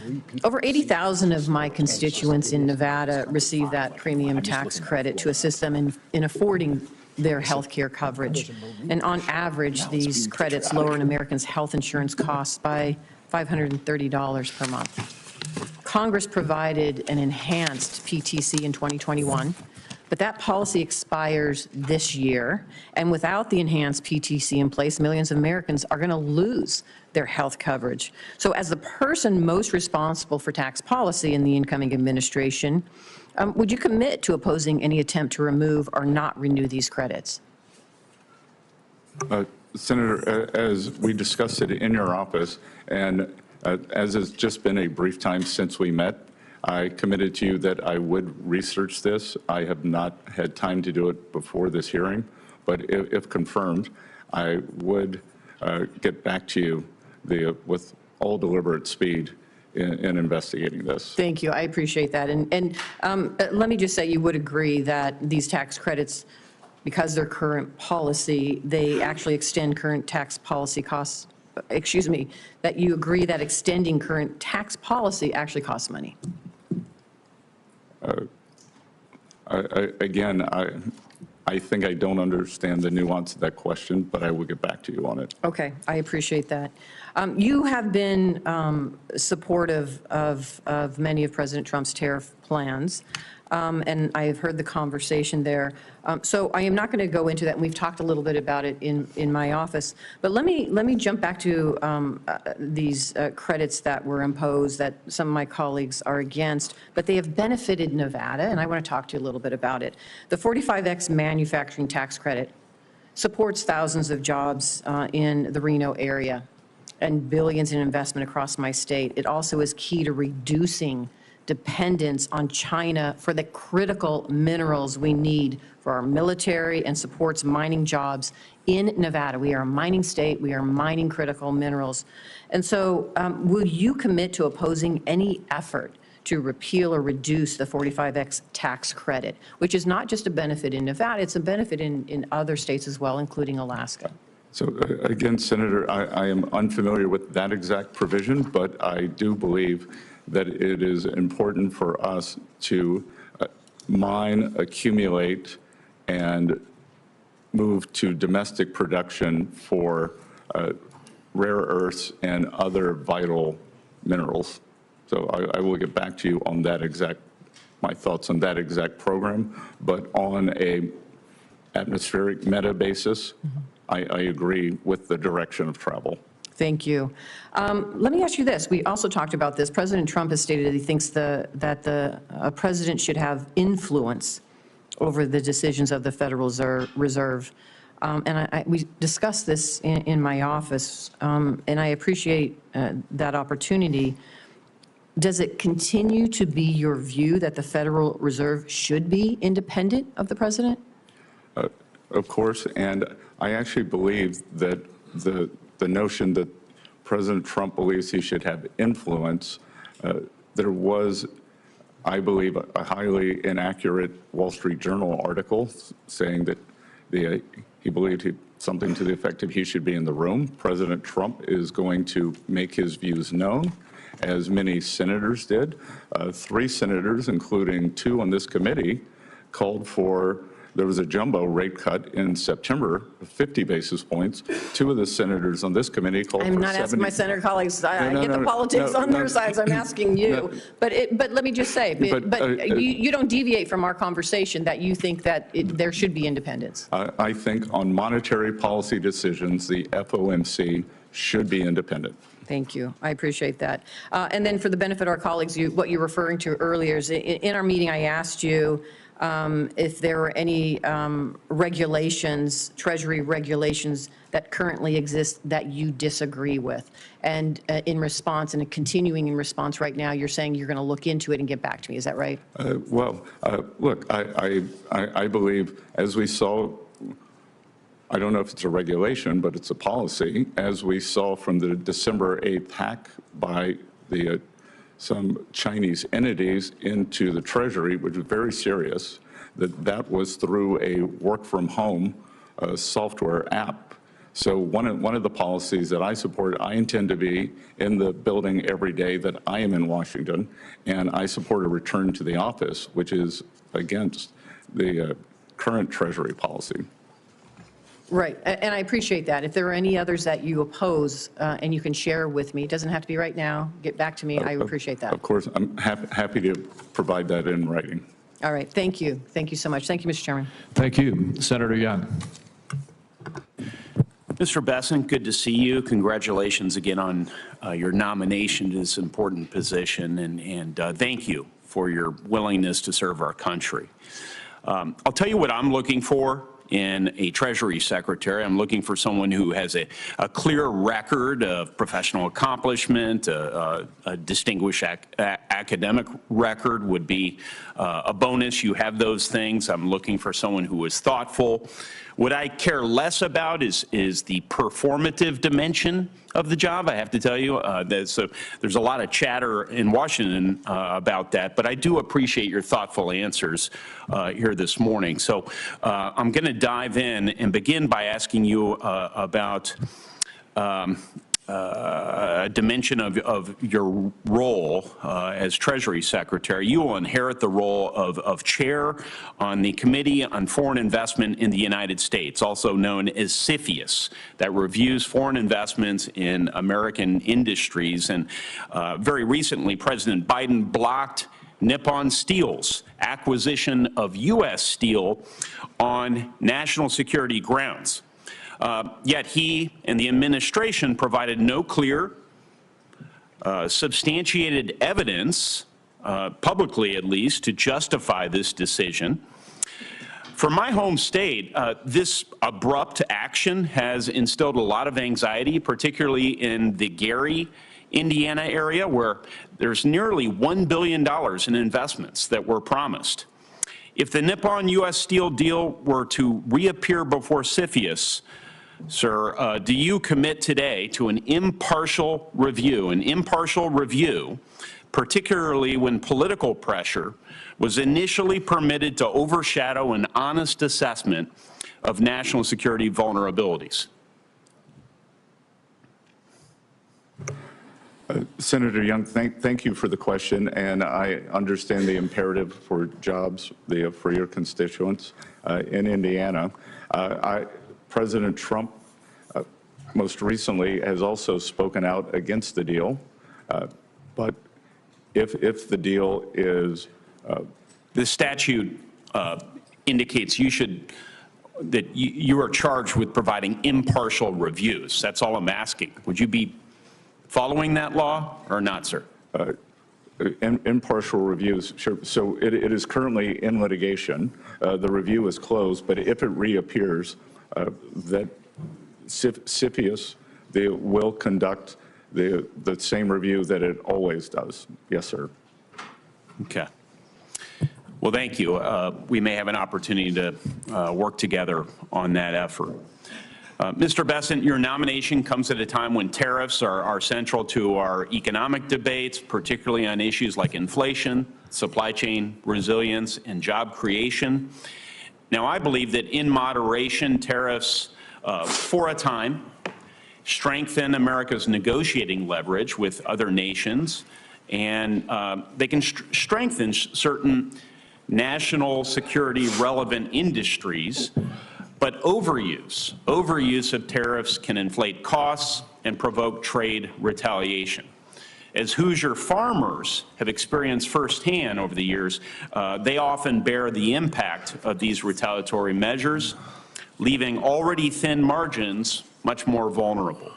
What concrete steps would you take to shield these Indiana producers if major trading partners impose steep duties, and how do you envision the Treasury Department's role in supporting them? Thank you, Senator Young. As I mentioned before, and I may have mentioned it when I was in your office, our family is involved in the farming business, in soybeans and corn, so I'm very sensitive to this and very up to date. The American farmers have been very loyal. 90% of rural voters voted for President Trump, so they should know that their interests are his interests. And when you ask what I would do specifically, I have said recently, the Biden administration kept on all of the Trump tariffs, but what they did not do in the agreement with China was enforce the purchase provisions. So if confirmed, next week, if confirmed, I would begin pushing for the purchase guarantees that were in the China agreement to be enforced, and perhaps they push the Chinese for a catch-up provision over the past 4 years. Just a quick follow-up. In terms of the application of tariffs, a skilled negotiator might sometimes use broad tariffs to gain leverage, and then in other cases, a more sector-specific approach could be effective. So what criteria or perhaps benchmarks would you use to inform your decision to go with across-the-board measures or more surgical tariffs? And do you believe there should be any built-in caps or triggers to prevent an unintended escalation? Senator Young, I haven't been confirmed yet. President Trump isn't in office, but I would imagine that you, the American people, should think about tariffs in 3 ways under the Trump administration. One will be for remedying unfair trade practices, either by industry or country, the Chinese tariffs, the steel. 2, maybe for a more generalized tariff as a revenue raiser for the federal budget. And 3, President Trump, I think, has added a 3rd use of tariffs, as you said, as a skilled negotiator he believes that we've probably gotten over our skis a bit on sanctions, and that sanctions may be driving countries out of the use of the U.S. dollar. So the tariffs can be used for negotiations, whether it's for Mexico on the fentanyl crisis. I think you and the American people should think about those 3 broad categories. Thank you. We need to move on. And next is Senator Sanders. Senator Sanders, I don't believe you were here when I welcomed everyone to the committee this morning, but as a new member of the committee, I personally welcome you and look forward to working with you. Well, thank you very much, and it's a pleasure to be here. Mr. Bessent, thanks very much for being in the office the other day. Mr. Bessent, the United States today has more income and wealth inequality than has ever existed in the history of our country. You got 3 people on top, Mr. Musk, Mr. Bezos, and Mr. Zuckerberg, who are now worth almost $1 trillion. That is more than half of the bottom of our society, some 170 million people. 3 people, more wealth than the bottom, 170 million. We have more concentration of ownership today than we have ever had.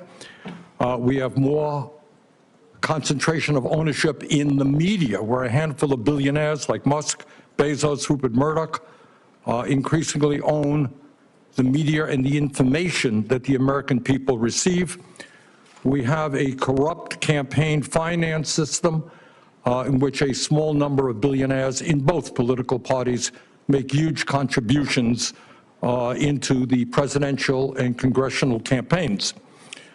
When you have a small number of multi-billionaires who have enormous economic, media, and political power, would you agree with President Biden, who last night stated, and I quote, "An oligarchy is taking shape in America of extreme wealth, power, and influence that threatens our entire democracy, our basic rights, and freedoms," end of quote. That's what President Biden said last night. I agree with him. Do you? Senator Sanders, I enjoyed our visit. Talk a little bit closer into the mic. I enjoyed our visit, and I hope you got my follow-up materials that on the discussions, my previous writings on the tariffs and China. And look, the three billionaires who you listed that all made the money themselves. Mr. Musk came to the country as an immigrant. I understand that, but what I'm asking you is, when you have a handful of people like Musk, who will soon be part of the Trump administration, and others, when you have three people owning more wealth than the bottom half of American society, when these people have enormous influence over the media, when they spend huge amounts of money in both political parties to elect candidates, what Biden said last night is we're moving toward an oligarchy. I'm asking you that question. Do you think, forget how they made their money, do you think that when so few people have so much wealth and so much economic and political power, that that is an oligarchic form of society?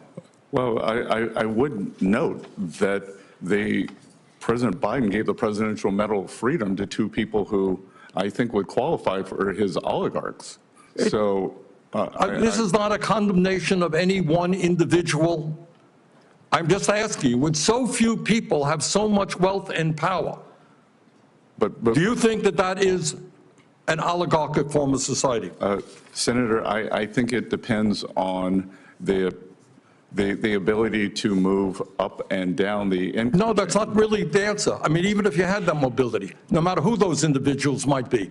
All right, but let me ask you another question.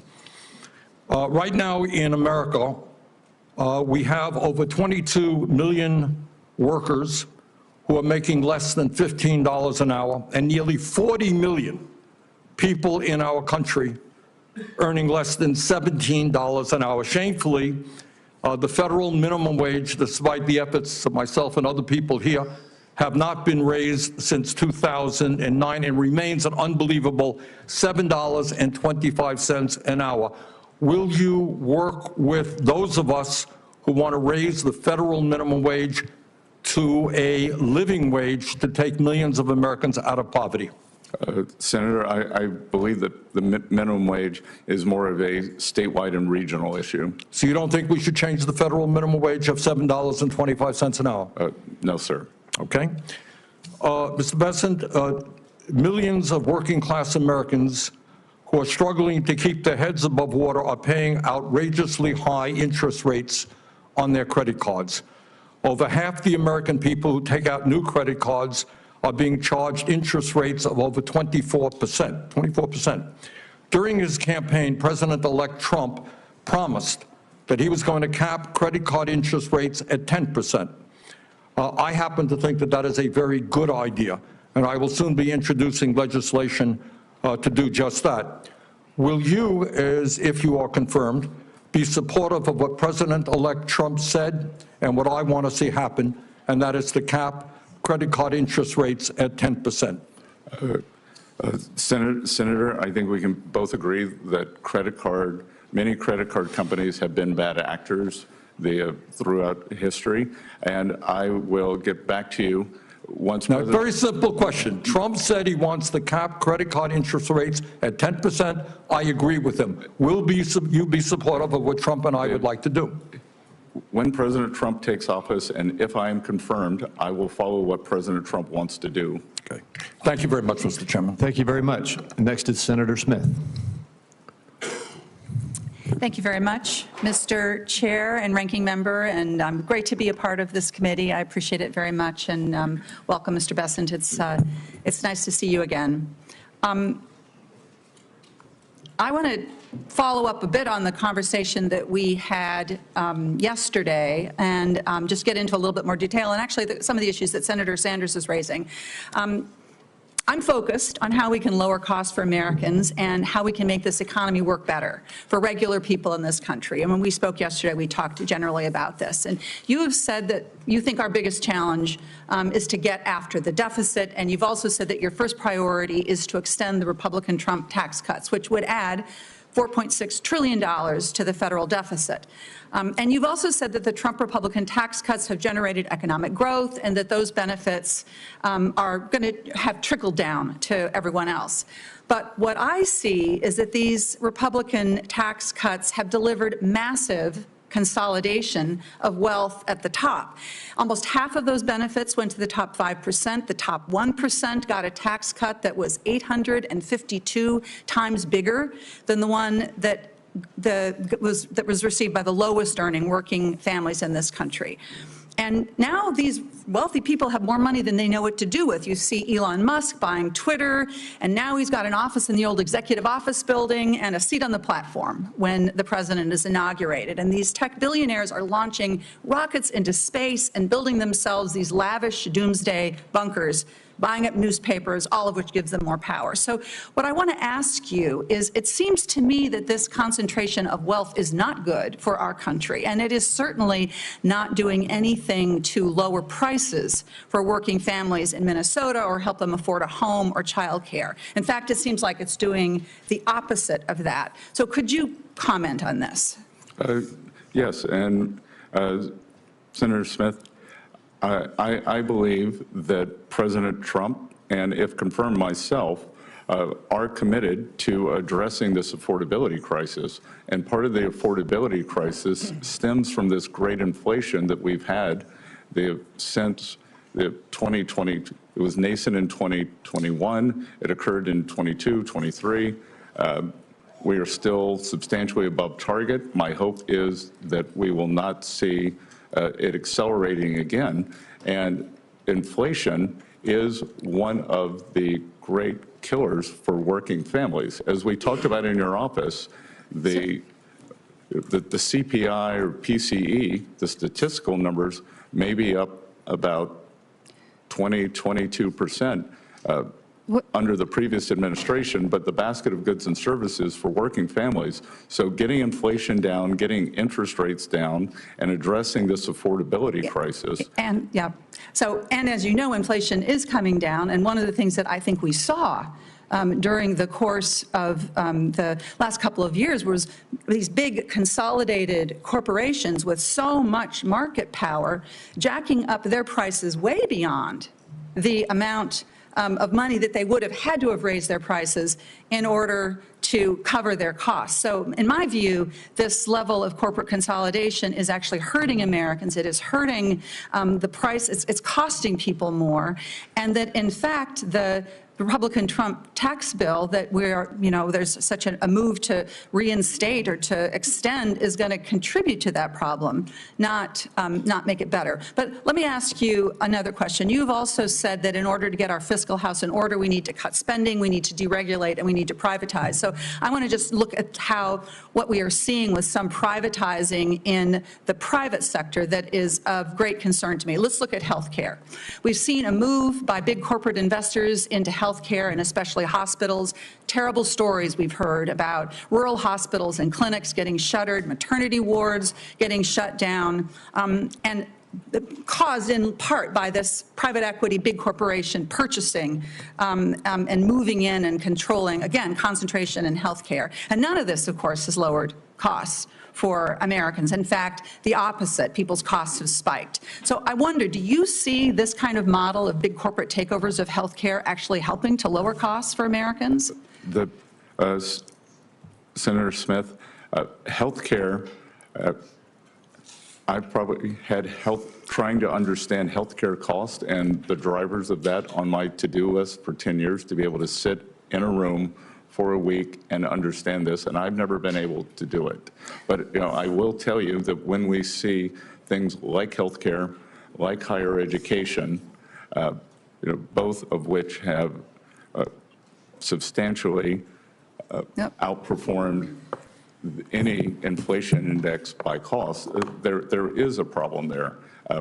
I think that what you are identifying could be one of the problems, but I think the overall level of healthcare costs that we're seeing is driven by a multi-factor. It is a complicated issue, and I know I'm out of time, Mr. Chair, but what I see, and we've done work on this in Chair Sanders, when Chair Sanders was chair of the Health Committee, these big corporations come in, the quality of care goes down, patient costs go up. There's a hospital in Massachusetts that was bought up by one of these big firms, and they stopped stocking a common treatment for hemorrhage during pregnancy, and they've seen patients die. So again, I think this is an example of how privatizing is not a solution to our problems in healthcare or other parts of our economy. Thank you, Mr. Chair. Thank you. Senator Johnson. Thank you, Mr. Chairman. Mr. Bessent, welcome. Thank you for your willingness to serve. I want to just start by refuting one of the false narratives we hear ad nauseum from the other side, that the Tax Cut and Jobs Act was the primary cause of our deficits. It's just not true. So I'm going to actually use the facts from CBO. Again, this isn't to confirm CBO numbers. This actually shows you why we ought to take CBO projections with a grain of salt. After its passage, CBO projected 10 years, but I mean for 7 years that we just experienced, total revenue of $27 trillion. Actual revenue was $28.7 trillion. That's, to do the math, that's $1.7 trillion more than what CBO estimated, which shows that the original score was $1.5 trillion lost revenue. So we not only paid for the tax cut, in 7 years, we generated $200 billion more revenue, even with the COVID recession.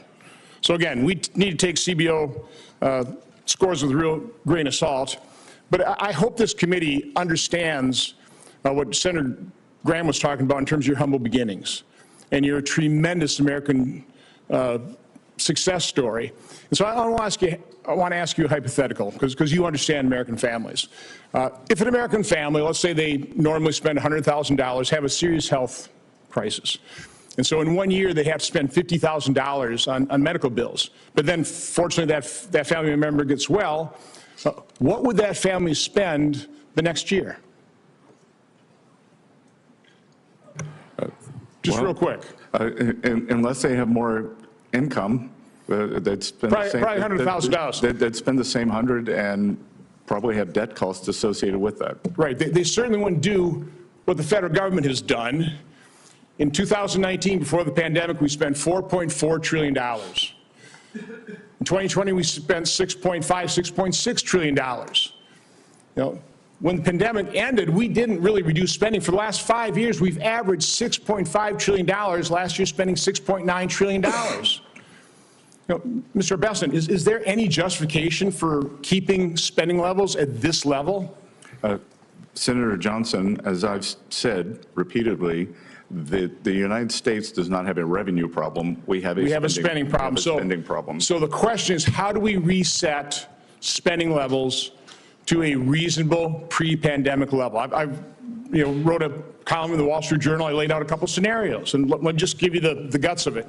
If you take one of the pre-pandemic years and increase all the spending by population and inflation, by the way, that's what families would do as well. But you exempt Social Security, Medicare, and interest, and use President Biden's 2025 budget, because you spend what we plan on spending this year. If you take Bill Clinton's 1998 spending, I don't think he spent too little back in 1998, we would be having a baseline of $5.5 trillion. If you took President Obama's 2014 spending levels, it'd be $6.2 trillion. The one I like the best, though, is if we use President Trump's 2021 budget, his estimates for spending in 2025, and use, again, just use those numbers, but slot in Social Security, Medicare, and interest as they are. Nobody's touching those. We'd be spending about $6 trillion. So wouldn't that be a reasonable level? Somewhere between $5.5 and $6 trillion as a baseline spending to project our next 10 years. Senator, I look forward to working with you on this, that you've clearly done more work than I have. And this looks like a very good starting point to me to figure out how we've gotten into this spending morass.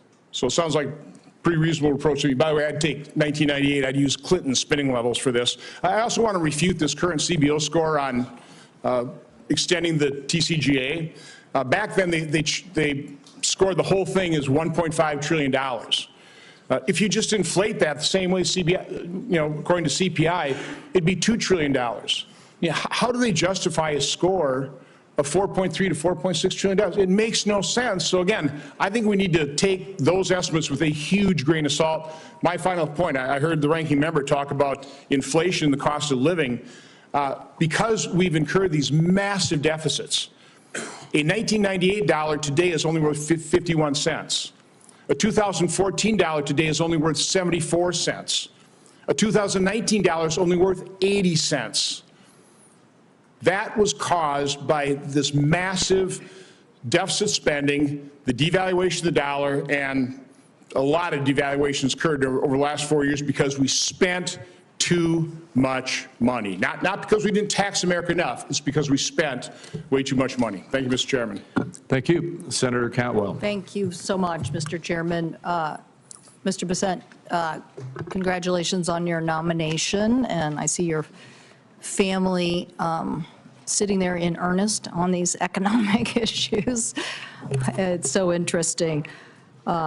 Our perspectives, you can see from this committee, are arguing about what we think are the right economic policies for the country, and as the Treasury nominee, with your background and experience, we still are talking about the president's policies and whether we think they're effective or not.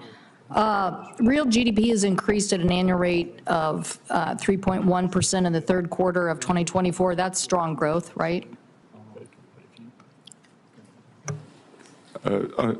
As an aggregate number, it's strong growth. Okay. The economy added 16 million jobs over the last 4 years. An average unemployment rate is the lowest it's been in 50 years. So that's led to better pay and working conditions. We want that, right? I'm in favor of better pay and working conditions. Okay. Yes, Senator. And after-tax income increased by 400%. So these are good economic news. And I personally think that focusing on innovation and building supply chains is a good thing to do.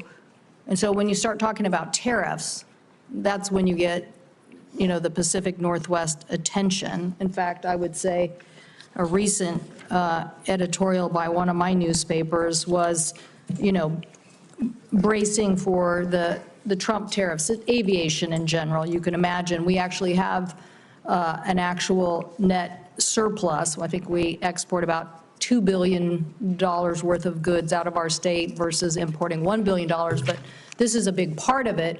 And so in the aviation sector, I think I sent you an article about the fact that we think increasing our manufacturing innovation to continue to have markets and sell to those markets is a good economic strategy. Senator Cantwell, as I discussed in your office, that in my hometown of Charleston, South Carolina, Boeing is also the largest employer. So I view aviation as very important. Great. So now I want to, and believe me, I would have the same conversation with Joe Biden or Barack Obama or whoever. So I want to focus on innovation, not the tariffs. I'm worried that the tariffs are going to increase supply chain products. They're going to increase prices on our farmers. They're going to increase prices on Americans. And so I want to ask you, don't you think we are in an environment where exporting products and growing markets outside the United States is a big economic opportunity? And what are you going to do to build coalitions to help us be able to achieve opening up those markets, as opposed to just the retaliatory tariff environment, which may raise costs on Americans and not resolve these issues? So Senator Cantwell, thank you for that. And after our discussion in your office, I actually went back and looked at some older data. In 2000, in terms of the labor share of aggregate income in the U.S., 69% accrued to labor. Today, that number is 60, and you could see a sharp drop after what is called the China shock. So I agree with you that opening markets is good, but the free trade must be also balanced against fair trade. And clearly what has happened is the trade has not been fair. That has fallen on the American workers, and we cannot allow, as I think I mentioned to you, China is the most imbalanced, unbalanced economy in the history of the world. They are in a severe recession/depression. They may have -4% disinflation, and they are attempting to export their way out of that as opposed to doing the much-needed internal rebalance. Yep. So, I am with you on the need to open markets, but we cannot allow a player like this to flood our markets or to flood the world. Well, but I'm saying I believe in coalitions. We just discussed a technology NATO. I think you thought that was a good idea. The notion, though, I mean, I can get upset with my colleagues on the other aisle all the time and object, but that doesn't move me forward. And so I hope that you will look at what we're going to do to build allies. I mean, these numbers that basically are talking about just the tariff and what it would do to the price of gasoline given Canada is concerning. And so I want to know that the Trump administration is going to focus as much on innovating our way to success as we are on the tariffs, because I do think we're going to see retaliatory tariffs. We saw them in our state. It hurt us in our agriculture. And what happened is that you lose more farms. I mean, there's a lot of people buying farmland. Goldman Sachs, Bill Gates, there's a lot of people buying farmland. But we're losing farmers in the middle of the trade wars, and that's a concern I have. Thank you, Mr. Chairman. And oh, by the way, thank you so much for mentioning housing. I so appreciate that that was in your statement. I look forward to working with you. I do think that's an area, if the president will push forward, that it is a way for us to lower costs. Thank you. Thank you. Senator Lujan. Thank you, Mr. Chairman. Good to be with you. Mr. Besant, thank you and your family for being with us today. I very much appreciated the conversation we had in the office. Now, I'm going to touch on several topics, so I'm going to ask you some yes or no questions, and I thank you in advance for your brevity. It may surprise many observing today the immense responsibility that the Secretary of Treasury has in stemming the flow of fentanyl and other substances. Now, yes or no, will you commit to continuing the Biden administration's counter-fentanyl strike force, which brought together the Office of Terrorism and Financial Intelligence and IRS criminal investigation to fight financial crime? Thank you, Senator. I enjoyed our visit. And as I mentioned in your office, this is personal for me, as two families who are close to our family lost children to the fentanyl crisis. So I will commit and know that it is my belief that President Trump is laser focused on this issue. Mr. Bennett, yes or no, will you work with me to ensure that there's more transparency over suspicious activity reports, SARS, at the Financial Crimes Network for Congress? I believe, as you and I discussed, there is a sleeve of Treasury called TFI, Terrorism Finance, that deals with this within fence in, and I believe that I believe that we have to have a 2025 approach to, as you and I talked about, digital currencies and all branches of government. So, yes. Now, Mr. Bissett, in your role as Treasury Secretary, do you agree that you will play an important role in advising President Trump and congressional Republicans on policy related to the economy, including investment in government programs? Yes, Senator.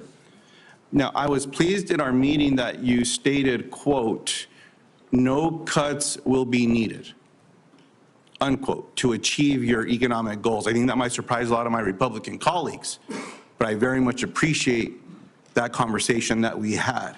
Now, yes or no, will you recommend cutting Medicaid? I'm sorry. Did you say, I didn't hear whether you said Medicaid or Medicare. Yes or no, will you recommend cutting Medicaid? Medicaid? That I will, it's the business of Congress to do the budget, and I am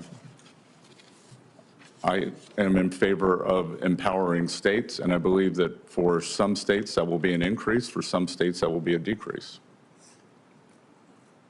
So, Mr. Bissett, will you recommend cutting Medicaid to President Trump? And I'll remind you that you acknowledge that one of your responsibilities as Secretary of the Treasury will be to be providing this advice.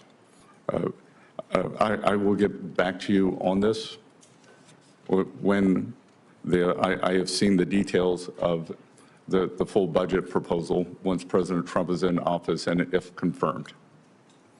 Will you recommend cuts to broadband following the investments that we've been seeing across the country making immense progress in connecting more people across the country that were included in the bipartisan infrastructure law? Senator, I am unfamiliar with the exact program. It is my understanding that much of the allocated funding has not been dispersed yet. So I will get back to you on that. Well, Mr. Bissett, a lot of folks back in South Carolina, including some of your farming neighbors, are getting connectivity because of these programs.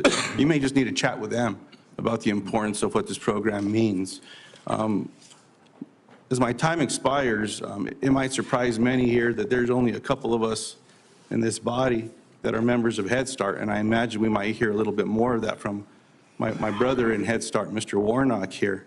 But when we talk about the importance to early education in America, the economic benefit, yes or no, will you recommend cuts to Head Start?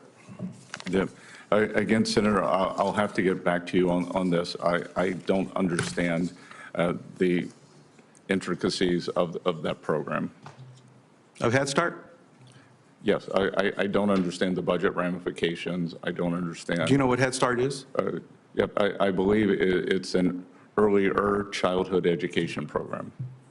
That's fair, sir. I didn't realize that you had to qualify to get into that program. So the family that I was raised in, we qualified to get into that program. But it opens up doors. I mean, heck, it got a couple of us to the United States Senate.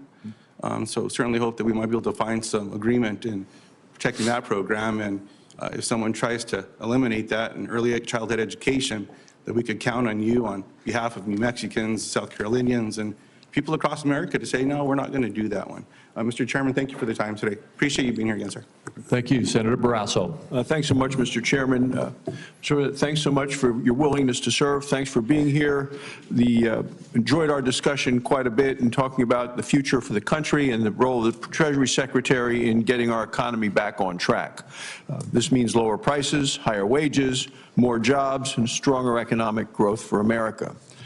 It also means protecting people in states like Wyoming from crushing regulations and devastating tax hikes.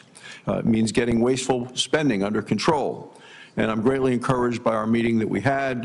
You have, I believe, a strong vision for America, a strong vision for unleashing American energy, for getting tough on China, for getting tough on our adversaries, and getting the federal government out of the way for so many of us.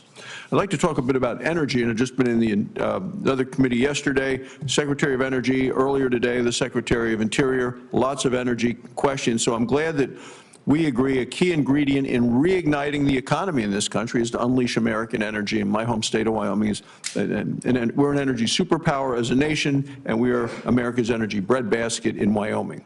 Energy production is the heart of our Wyoming economy and the nation's economy. It supports workers as well as schools, infrastructure, the money that comes from that, the tax revenue. Wyoming is the least populated state, but it is the third largest net energy supplier, producing 12 times more energy than we consume. It's at the forefront of oil, natural gas, coal production, carbon capture technology, hydrogen production, many alternative sources of energy. What's happened is that energy producers in Wyoming and across the country faced a whole of government assault from the Biden administration on American energy production, taxes, crippling regulations. They've weaponized the tax code in ways that are just unthinkable to me against conventional American energy production. The things that Joe Biden signed into law just made things worse, but the good news is with you there, with President Trump in the White House, things are about to change. So you've talked extensively about boosting American energy production. What role do you see yourself playing as Treasury Secretary in making sure we become American energy dominant and in terms of energy security as well? Senator Barrasso, I very much enjoyed our meeting and wide-ranging discussion, and my family and I had a fantastic vacation in Wyoming this summer.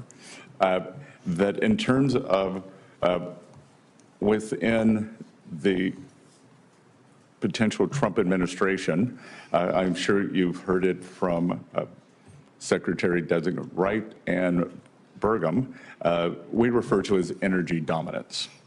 And energy dominance, one of the reasons that I believe we have not been able to apply as muscular sanctions against the Russian Federation, or unwilling, was because the supply of energy was constrained in the U.S.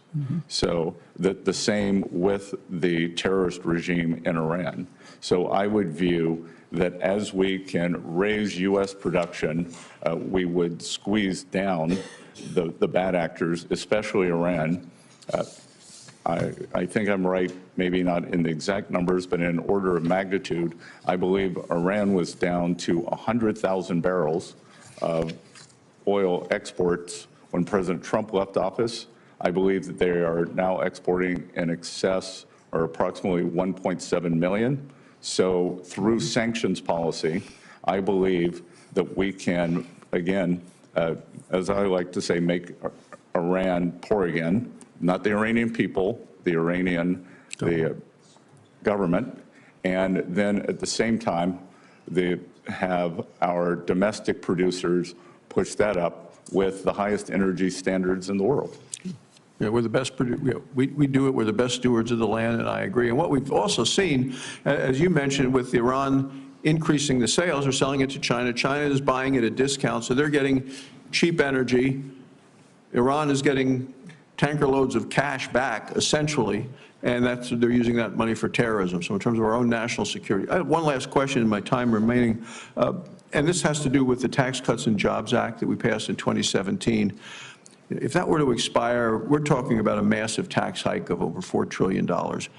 What would that kind of a tax hike mean for small businesses, for job creators, as well as our global competitiveness, if all of a sudden we put the heavy wet blanket of a $4 trillion tax increase on our nation? Senator, I think it would be devastating. That is, especially for small businesses. One of the things that, as someone who came from a very small town, lived in New York, with a very big town, and came back to a small town, I believe Wall Street has done great the past few years, and that Main Street has suffered. I think it's Main Street's time. Wall Street can continue to do well, maybe not as well, and it's time to have a Main Street small business-led recovery led by small banks, regional banks, as I call it, reprivatizing the economy. And As I said earlier, we've seen since November 15th, since President Trump's election, we have seen the biggest jump in the history of the Small Business Confidence Index. Thank you, Mr. Chairman. Thank you, Senator Tillis. Thank you, Mr. Chair. Mr. Bisson, thank you for being here and time in the office, and congratulations to you, your spouse, John, and your children, I think Cole and Caroline. He's doing a great job. I leaned over to Senator Johnson, and when you were being attacked on by one of my colleagues on the other side of the aisle, it says the guy looks like he's got a heart rate of 40. You're very composed, and thank you for staying on the facts and demonstrating all the knowledge you possess. When I wasn't here, someone put into question your viability as a nominee because of a lack of public service, which I find interesting. Sometimes I think we have too much public service in people's background here, not real-world business experience. But can you give me an idea of why this nomination may represent your first entry into public service? Yes, Senator Tillis, and again, as an adjacent state and someone who's a homeowner in North Carolina, I appreciated our conversation in your office. Look, I have been in public service, just not in the government. When I lived in New York, I was a strong supporter of a charter school called Harlem Children's Zone, which takes the young residents in a multi-block, gigantic block, keeps getting bigger area of Harlem, and takes them from cradle through high school. But I have found that my service, anyone can write a check, or anyone that with my means can write a check. What has been fulfilling for me is mentoring many of these young people. I'm still in touch with them today. I was also a trustee for Rockefeller University, one of the great research universities in the world. I was on the executive committee and chaired the investment committee. But sitting here today is especially meaningful for me because this is my third try of public service. In 1979, when I was 17 years old, I wanted to fight for my country. My father had just experienced extreme financial difficulties. I wanted to attend the U.S. Naval Academy. I was offered by our congressman in the 6th District of South Carolina an appointment, but was unable to take that appointment because of my sexual preference. I managed to go to Yale, worked several jobs to do that. While at Yale, I wanted to do public service and joined the Foreign Service. I was told also not welcome. So sitting here today is my third attempt at public service, and I sit here knowing that President Trump chose me because he believes I'm the best candidate, not because of my sexual preference, not because Treasury secretaries with green eyes do better. And I think it is a tribute to President Trump that he looks at people as people. I agree, and I appreciate that answer. I'm going to go into a lightning round here. First off, this is the Joint Committee on Taxation distributional analysis of what happens to the various socioeconomic strata if we don't manage to pass the jobs and tax cut extension without objection. Without objection. Senator Johnson does big phone boards. I do handouts. I'm handing this to all of my Republican colleagues right now saying if we fail to extend the Jobs and Tax Cuts Act, we're going to own a fiscal crisis for people in middle America. 93 million people will be affected in terms of an added tax burden if we fail to pass an extension of TCJA. Now, the last time I checked, there are not 93 million rich people in this country. There are people who struggled like you did when you were a kid and like I did when I was a kid, who had to work themselves through college. And every time we had some well-intentioned program from government to make things better for me, it made it harder for me to dig myself out of the economic situation I was born into. So the facts are stubborn things. This tells us what happens if we fail to pass the jobs and tax cuts. And it doesn't even get to the impact that I had. It turns out at that very table, Jelly Roll was here for a finance committee hearing. He lived in the same trailer park that I did 20 years later and South Nashville, Tennessee. And what I found interesting in my own family is we were right on the economic edge. Every time government had some well-intentioned program to tax the rich, I went from a house to a trailer park. And every time government let us do what we wanted to do, we lived in a house. I'm a living example, and I'm sure Ben Ray Lujan, some other people have had those experiences. You got to go back and look historically at when people like me and people like you had real opportunities. I look forward to supporting your nomination, and Mr. Chair, I'm going to support some, I'm going to send some questions for the record, but it's just to reinforce the message that Republicans have to deliver. And anyone who says that we should not is advocating for a $5 trillion tax increase that will hurt the people who are on the economic edge worse than anybody else. Thank you, Mr. Chairman. Thank you. Senator Warnock. Thank you, Chairman Crapo. I'm grateful and honored to be joining this committee.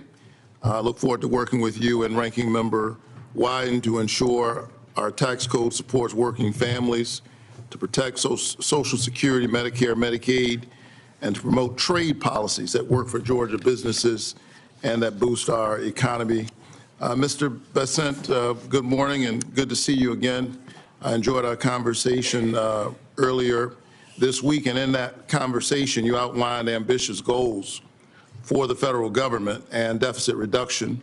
I'd like to follow up on our discussion about your economic plan. According to a new report from the Tax Policy Center, the largest tax cuts from extending the Trump tax bill would go to those with the highest income, especially those in the top 1%, making more than $1 million per year.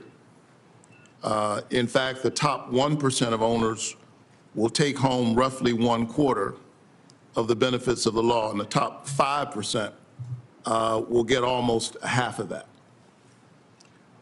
Do you believe that the wealthiest 1% of Americans deserve or need an additional tax cut?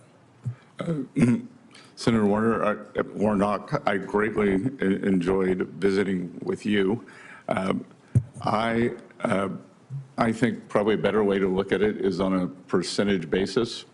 And when I think about the distributional aspects of the Tax Cuts and Job Act, that most of the benefits accrued for the working and middle people as opposed to the upper ends. In absolute dollars, as you just read, that is correct, but I think it's important to look at it in percentage terms.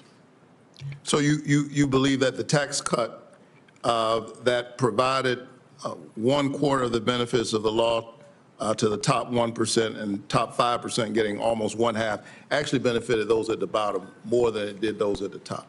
Is that your testimony? I believe that in 2018, 2019, that the households in the bottom 50% of income earners, the wealth increase for those households was 3 times higher than the wealth increase for the top 10% of Americans. So we should continue to move in that direction and give more tax cuts to those at the highest. You have talked about high deficits as a national defense problem, and I agree with that. I think we need to be fiscally responsible. We need to work to close the deficit and bring the national debt under control. In 2013, Congress extended the Bush tax cuts for everyone except those making more than $400,000 a year. This bipartisan decision saved the Treasury $600 billion, helping to narrow the deficit. Do you agree that ending the tax cuts for those making more than $400,000 would help close the deficit and reduce our national debt?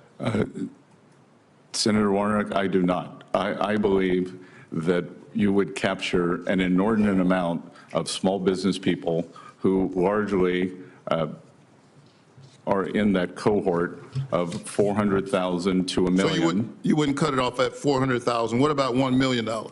That again, I believe these are small business pass-through owners, and I believe that we, as I said before, Wall Street's done great. It is time for Main Street to do well, and small businesses need to drive what I call the reprivatization here away from this government spending. I agree that it's Main Street's time. I'm from Atlanta, so I'll say Peachtree. and some other locations in my state. What about those making more than 10 million? Would we reduce the deficit by extending those tax cuts for folks making about $10 million? So again, I think it's important that we put in incentives for them to invest. So going back to the 100% depreciation for equipment, that I think that. And I don't mean to keep interrupting, but I'm the pastor, and we're known to be loquacious of speech, but I'm running out of time here. What about $1 billion? So again, that I think that these are the job creators. So there's no income level for which you would support raising taxes. Is that fair?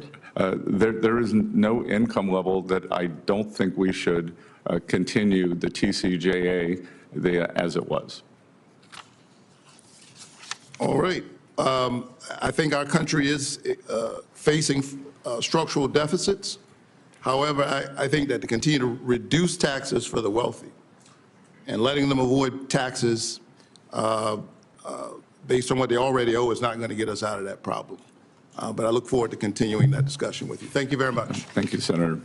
Thank you very much. And before we go on to Senator Blackburn, I just want to restate there's a lot of facts that have been thrown around in this hearing today. I'll just restate one that I said in my opening statement, and that is of this $4.3 to $4.6 trillion tax increase that it could happen, $100,000.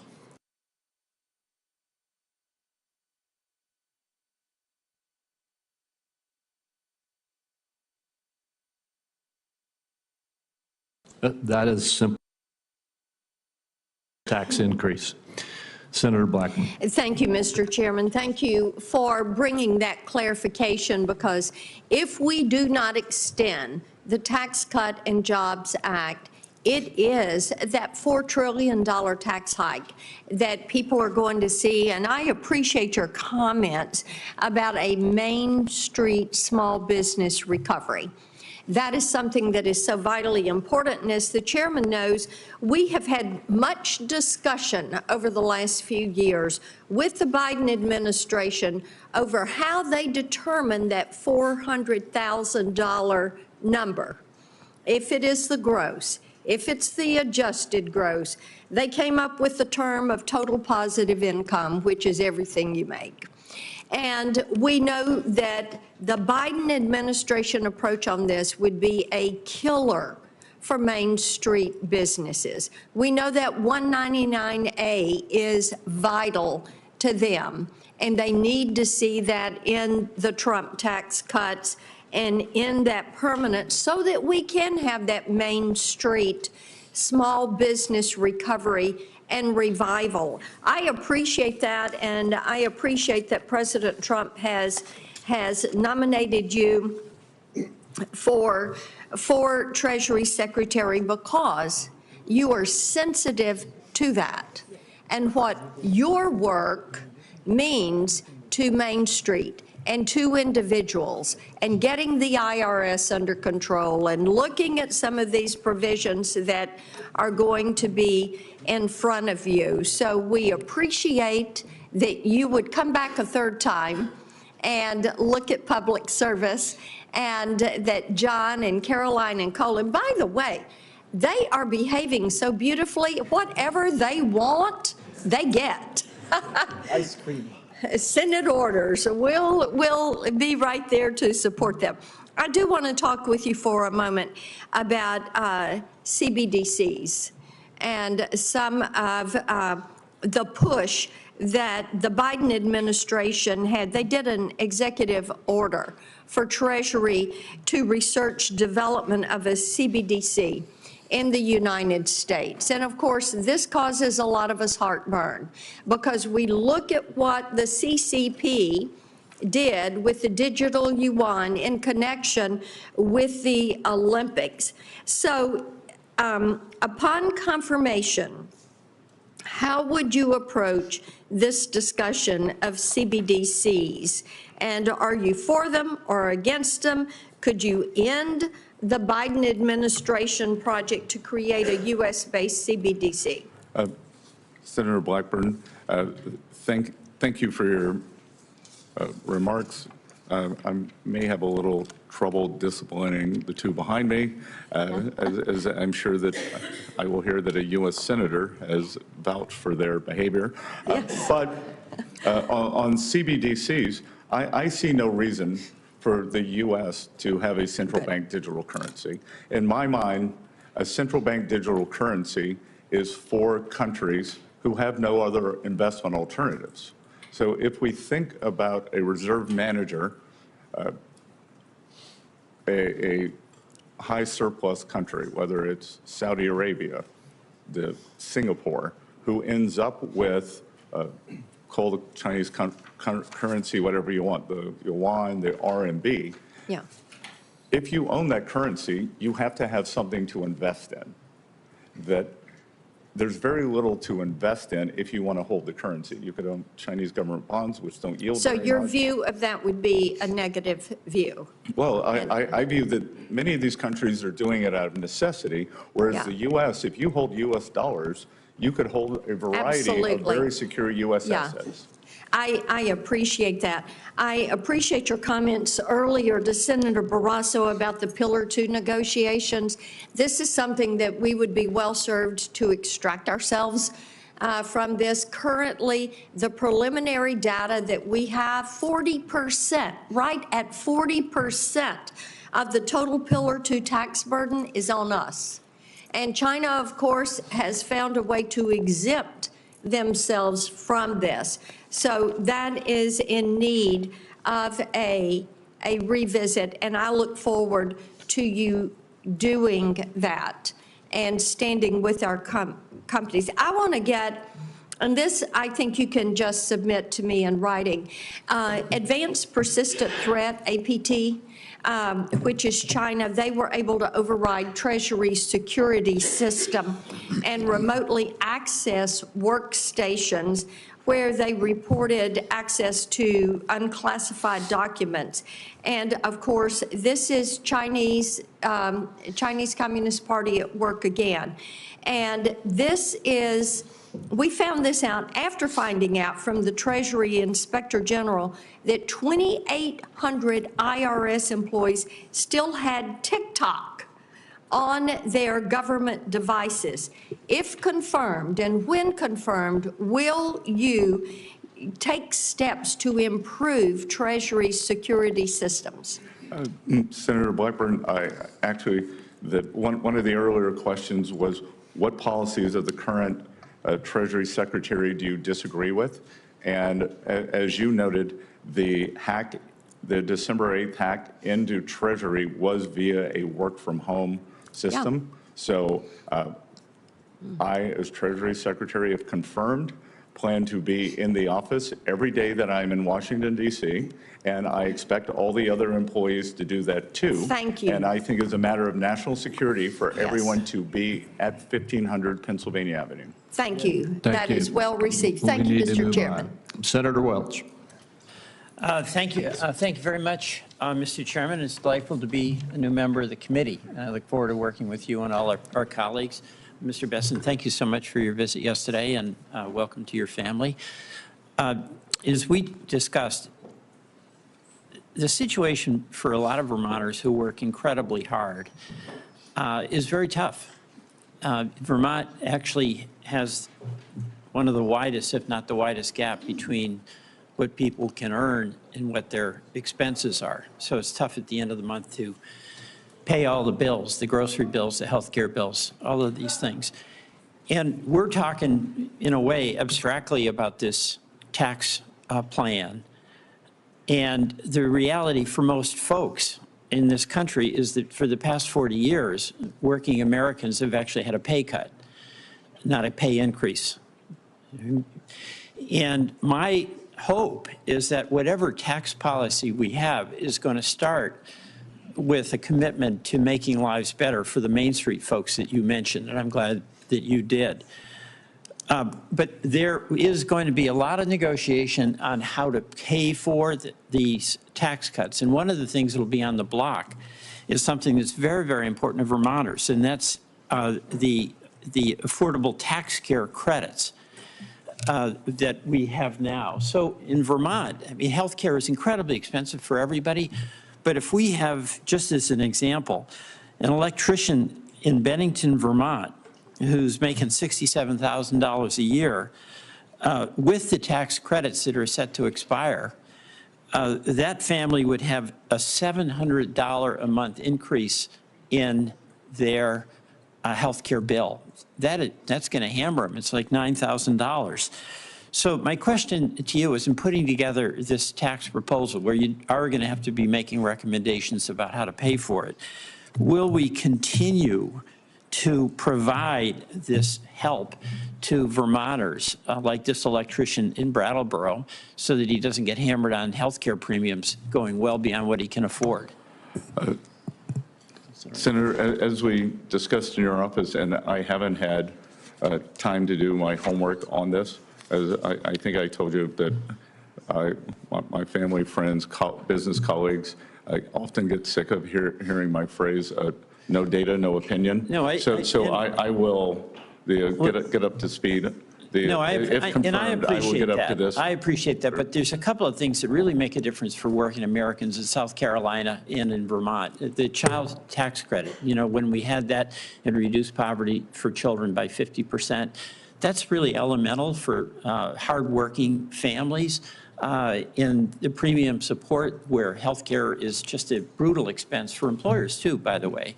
So my hope is that in the design, we're going to start by making certain that we do no harm to working Vermonters and working South Carolinians, okay? Second, on the tariffs, I'm in support of the China tariffs. That is defending us against unfair trade practices by China. I'm concerned about the impact of tariffs on Canada and what that does to us in Vermont. Our major business partner, export partner, is Canada. And from what we have seen, it would raise the cost to businesses, probably cost jobs and cost to consumers. So what reassurance can we get from the Trump administration that there's going to be a do no harm policy to American consumers and Vermont workers and small businesses with a tariff policy? Senator, very, very difficult for me to isolate Vermont especially, but in terms of working Americans, I believe that President Trump understands that it's working America. He had a very unique coalition. Well, he does, and my hope the policy will reflect that. So I appreciate the opportunity to work with you on that. I look forward to working with you, and look, I think he understands that it's the affordability crisis. It is, and just the last thing, very little time, but we were talking about credit card rates for consumers. Credit card fees for our small businesses are the highest in the whole world, the highest in the whole world. Why can't we bring them down and pay what Europe pays? Our small businesses, it's like the second or third highest expense for them, and you'll have some impact there. But those costs on our small business, including those small, the pass-through businesses, I'd like to get them down and get your help in doing that. I look forward to working with you on this issue, if confirmed. Thank you very much. Thank you. Thank you. Senator Marshall. Well, thank you, Chairman Crapo, Ranking Member Wyden. It's great to join the Finance Committee. As I listen around, it just seems like to me like so many of us share the same goal, that we want Americans to be prosperous. We want them to be able to live their American dream. We disagree how to get there oftentimes, but we all had this same goal, that we want Americans to be prosperous. Mr. Bessent, welcome, and congratulations on your nomination as well. I think it could be said that rural America in many ways is President Trump's base. Of the 77 million people that voted for President Trump, a lot of them came from rural America. In fact, I think I could argue that 90% of rural Americans voted for President Trump. And no one has suffered more these last 4 years than rural America has. So my questions may be geared up about that as this economy. What can we do to help Main Street, to help small businesses, and to help rural America? Now, everyone knows that you're a financial wizard, that you've been successful on Wall Street. But I just want to understand your commitment to small town America. You're from a small town. I think you understand agriculture from our conversations and even some background in community banks. How important are community banks to those small towns, and what is your commitment to rural America? Well, Senator Marshall, I think I, again, may be one of the few Treasury Secretary nominees in recent period who occasionally listens to farm radio on XM on weekends. And I can tell you that after the Silicon Valley debacle, that farm radio was intensely focused on the potential loss of small and community banks. Yes. And they are important pillars for those communities. So I think examining in terms of what is the regulation, what is the supervision, that are they being unduly burdened, and that they are not able to help their communities. What are the supervisor, what is the supervisory edict there? And then again, as I said earlier too, I think that China has not made good on their ag purchases for 4 years. And if confirmed, next week, I would start pushing for them to resume the purchases, and then I would conference with President Trump on whether he believes that there should be a makeup provision. Thank you. I want to stay on rural America and talk about tax credits for a second. 45Z is a tax credit, and I'm not sure if you're familiar with it or not, but it would really help rural America in the standpoint that we help take some of our feedstocks, whether it's soybeans or corn, and turn it into biodiesel, renewable diesel. I think it's going to lead to a cleaner air for all of us, but it's certainly very important to rural America, and just would ask that you would look into it. But what we can't do is let China benefit from it. I really think any tax credit we have should not impact foreign entities, and just want to get a few background thoughts on this 45Z tax credit from you. Well, as we discussed in your office, and you gave me a very good overview of how the Chinese backdoor into this program. So that's obviously unacceptable. And I look forward to working with you on the 45Z. Great. And then I want to finish up probably here on the Trump tax cuts and how important it is to make them permanent. I don't understand what $4.6 trillion is, but I can tell you that families back in Kansas were able to keep about $1,000 a month in their pocket after the Trump tax cuts took effect. And I think that would be going forward. So if we lost it, if we lost these Trump tax cuts, then I would assume that those same families would be giving the federal government another $1,000. So this issue to me is vitally important to rural America to the tune of $1,000 a month. So I guess my question for you is, beyond just making the current Trump tax cuts permanent, what else would be on the menu that would help the economy as far as other tax cuts? Well, I think President Trump has talked about, and it's not specifically a rural issue, but it is something that affects the lower, say, the lower 2 quintiles of the income distribution more. No tax on tips, no tax on Social Security, no tax on overtime, and perhaps making auto loans tax deductible again. That would go a long way towards addressing this affordability crisis. So that's a great start. I hope we can come back and talk about C-Corp tax coming down as well one more time. That is permanent as it is, but I think there's opportunity there. Thank you, Chairman. It's an honor to be here. Mr. Chairman, one sentence. I very much appreciate our colleague mentioning 45Z, the clean fuels production tax credit. That is part of the clean energy tax credits that we got into law, so I look forward to working with you on it. Thank you. So let me just, Mr. Bessent, so you understand how we're going here. I know it's been a long time, and thank you for your patience. We have Senator Warren next, followed by Senator Scott, and then Senator Whitehouse. And then Senator Wyden would like to ask one more question. He gets the only extra question of the day. And then he and I will probably make a few very brief remarks in wrap up. And we'll be finished at that point. Senator Warren. Thank you, Mr. Chairman, and welcome, Mr. Besson, and welcome to your family. It's good to see everyone here today. So last month, President Trump said he supports repealing the debt limit.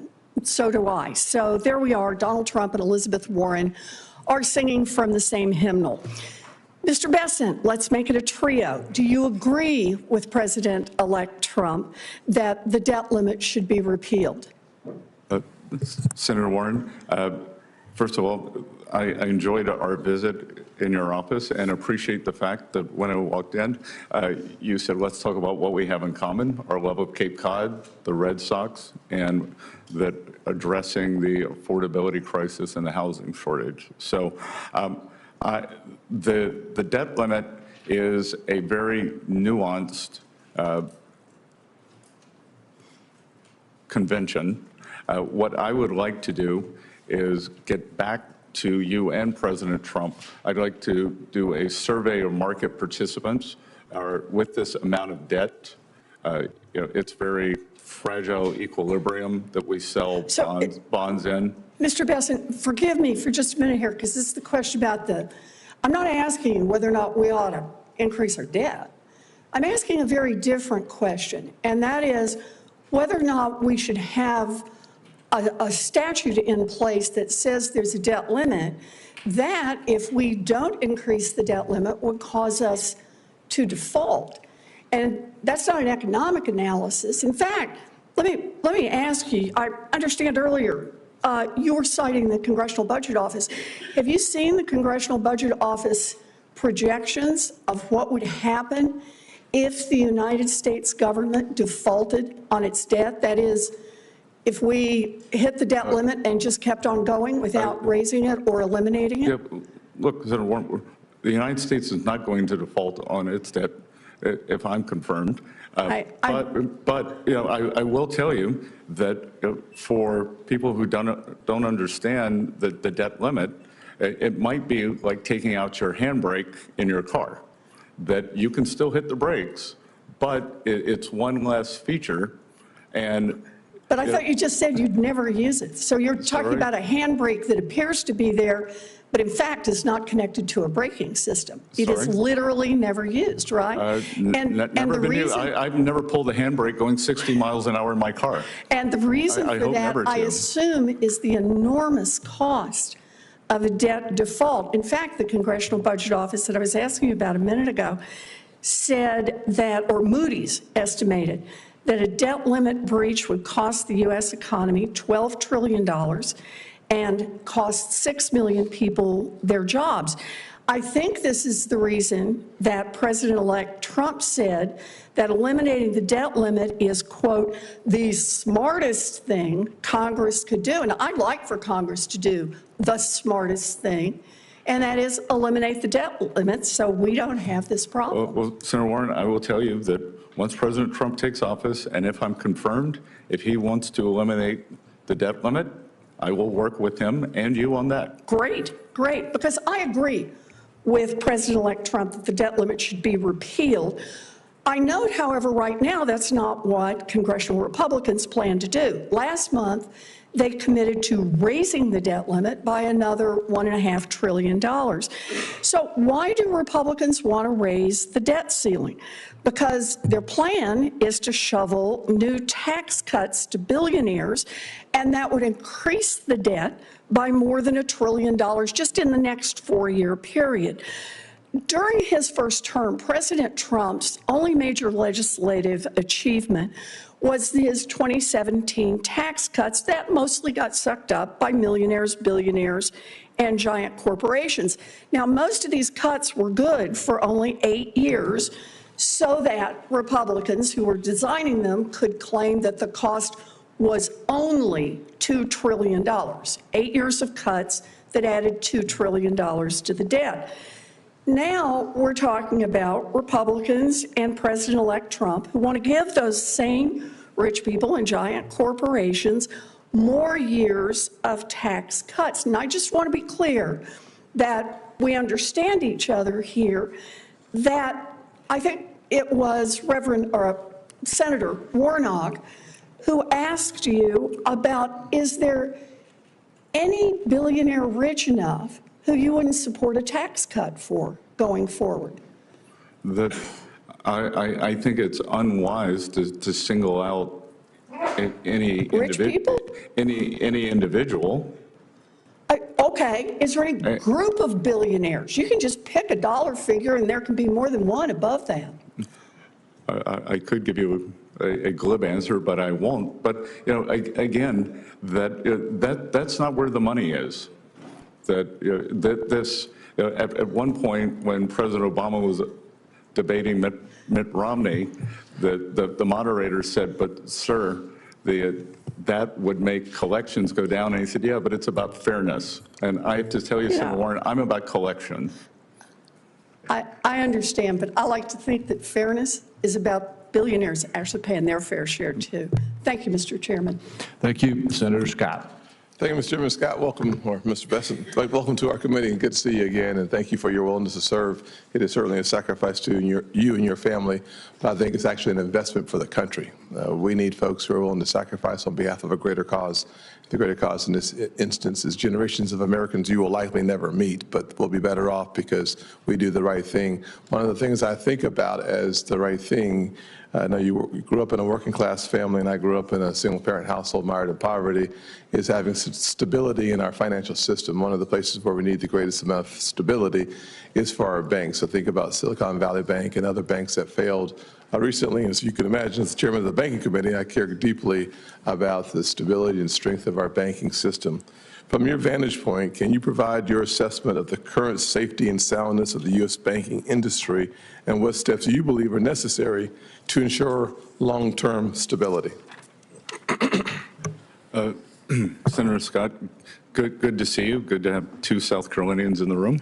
And look, I think the strength of the U.S. Economy, our financial markets, is the depth and breadth of our financial systems. I believe that we have likely seen the top 5 banks become too big a share of banking assets. We have seen, because of undue regulation, the shadow banking system get larger and larger, and to the detriment of community banks, small banks, and the small regional banks. So I think that we have to take a look at both regulatory and supervisory conditions in those. I think that the banking system is well capitalized, perhaps over-capitalized, and this comes from someone, my background is as a financial institutions analyst. I've also taught the history of financial crises, so I am very attuned to the idea that financial stability is important. The pendulum tends to swing from one way, go into overshoot, and that from 99 to 2008, that was an overshoot. And since then, the regulation, our banking system has been constrained. And if we are going to have the kind of the generalized Main Street prosperity that I would like to see over the next few years, it's going to be driven by communities, small banks, and small regionals. Well, if I had more time, maybe another 5 or 6 minutes would be great. I don't think I'm getting it. Thank you very much. We'd spend a little more time on Basel III because your answer actually reinforces the fact that Basel III puts more capital on the sidelines, which means there's less capital to loan for mortgages or for starting small businesses. But I won't go there. But where I will go, however, is towards opportunity zones. As you know, I wrote the legislation, and opportunity zones was in fact a bipartisan piece of legislation, although it's only supported by Republicans. And the results of the opportunity zones has been astounding. My friends who are mayors, Democrat mayors, support it and celebrate it. And my friends who are Republican governors support it and celebrate it, because the fact is simple, that $84 billion committed and invested in opportunity zones have led to real help coming into some distressed communities. It's only had less than a 5% gentrification rate, which is really important. But for the housing question, so many folks, mayors around the country said for the first time, because of opportunity zones, they're seeing affordable housing in their downtown areas, and they haven't seen it John Geddes in Rock Hill 3 decades. So we know that they've been effective without gentrification. I hope that the administration will spend some time encouraging and supporting the next iteration of opportunity zones. Your thoughts quickly? Senator Scott, I think they have been a resounding success. And I recently read data that in terms of affordable housing, the opportunity zones have created more affordable housing within the zones than any other federal government program since opportunity zones were created. So I think that it's a fantastic way to address the housing crisis. I think the inner city redevelopment. I think we could think about opportunity zones more in rural areas. Yes. So I look forward to expanding and continuing the discussion. Thank you. My last thoughts will be a comment, not a question. But as a result of the TCJA, we saw the richest Americans' tax burden as a percent of revenues coming in go up. And we saw the poorest Americans as a percent of revenue coming into the government go down.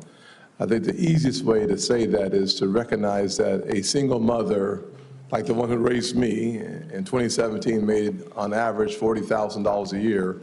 Her tax burden, her tax percent went down, her tax rate went down by 71%.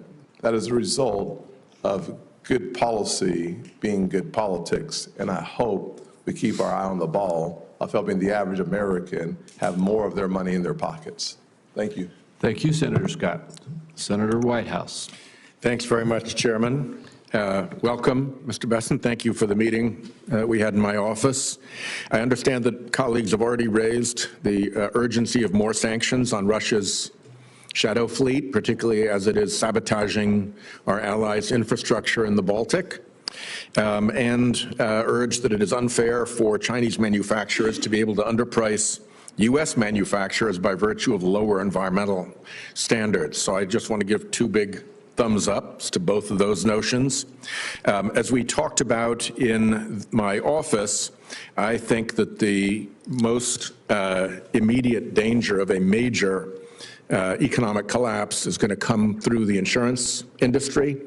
We're seeing signs of it in Florida already. The fires in LA are making it worse out in California, but it's occurring nationwide. And as we discussed, where you can't get insurance, you can't get mortgages, where you can't get mortgages, you can't sell properties at value, and that cascades, according to the chief economist of Freddie Mac, into a 2008-style massive economic recession.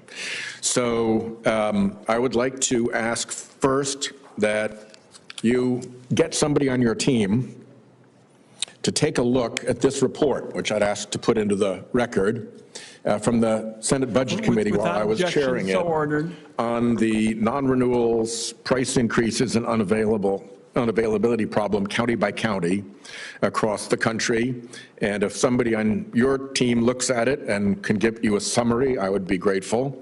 And I would actually ask you personally to read this Economist magazine article. I don't think it's complicated. No, Senator Whitehouse, you gave it to me in your office, and I did read it. Good. So all right, so we're ahead of you. So I just want to make sure. I will point out to my children behind me, doing your homework's important. It is important, and thank you for doing that. I think you're the first person in a nominations hearing who's actually done the reading that has been proposed.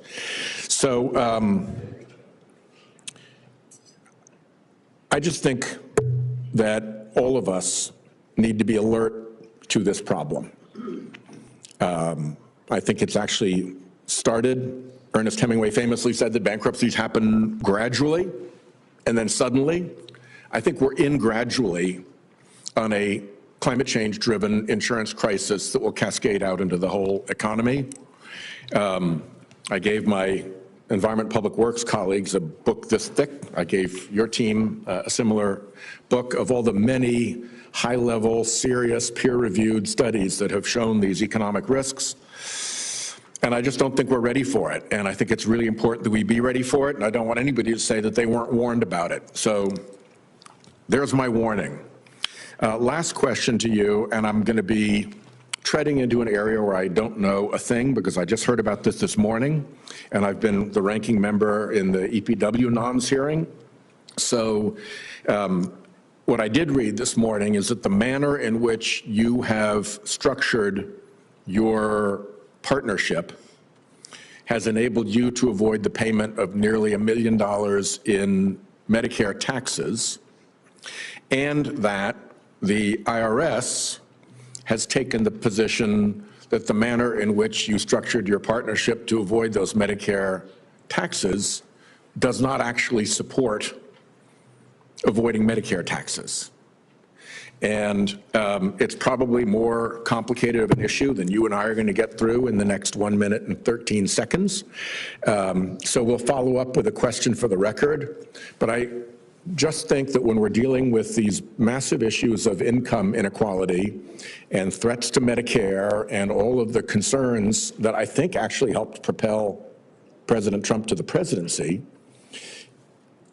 it would be extremely awkward if the Secretary of the Treasury were taking advantage of a supposed avoidance mechanism that the IRS, which you oversee, has determined actually doesn't produce that result. And somehow those things need to come into alignment. I don't know why. I suppose the easiest thing would be to go back and pay the Medicare taxes. But again, this is way more complicated than you and I can dispose of in the next half minute.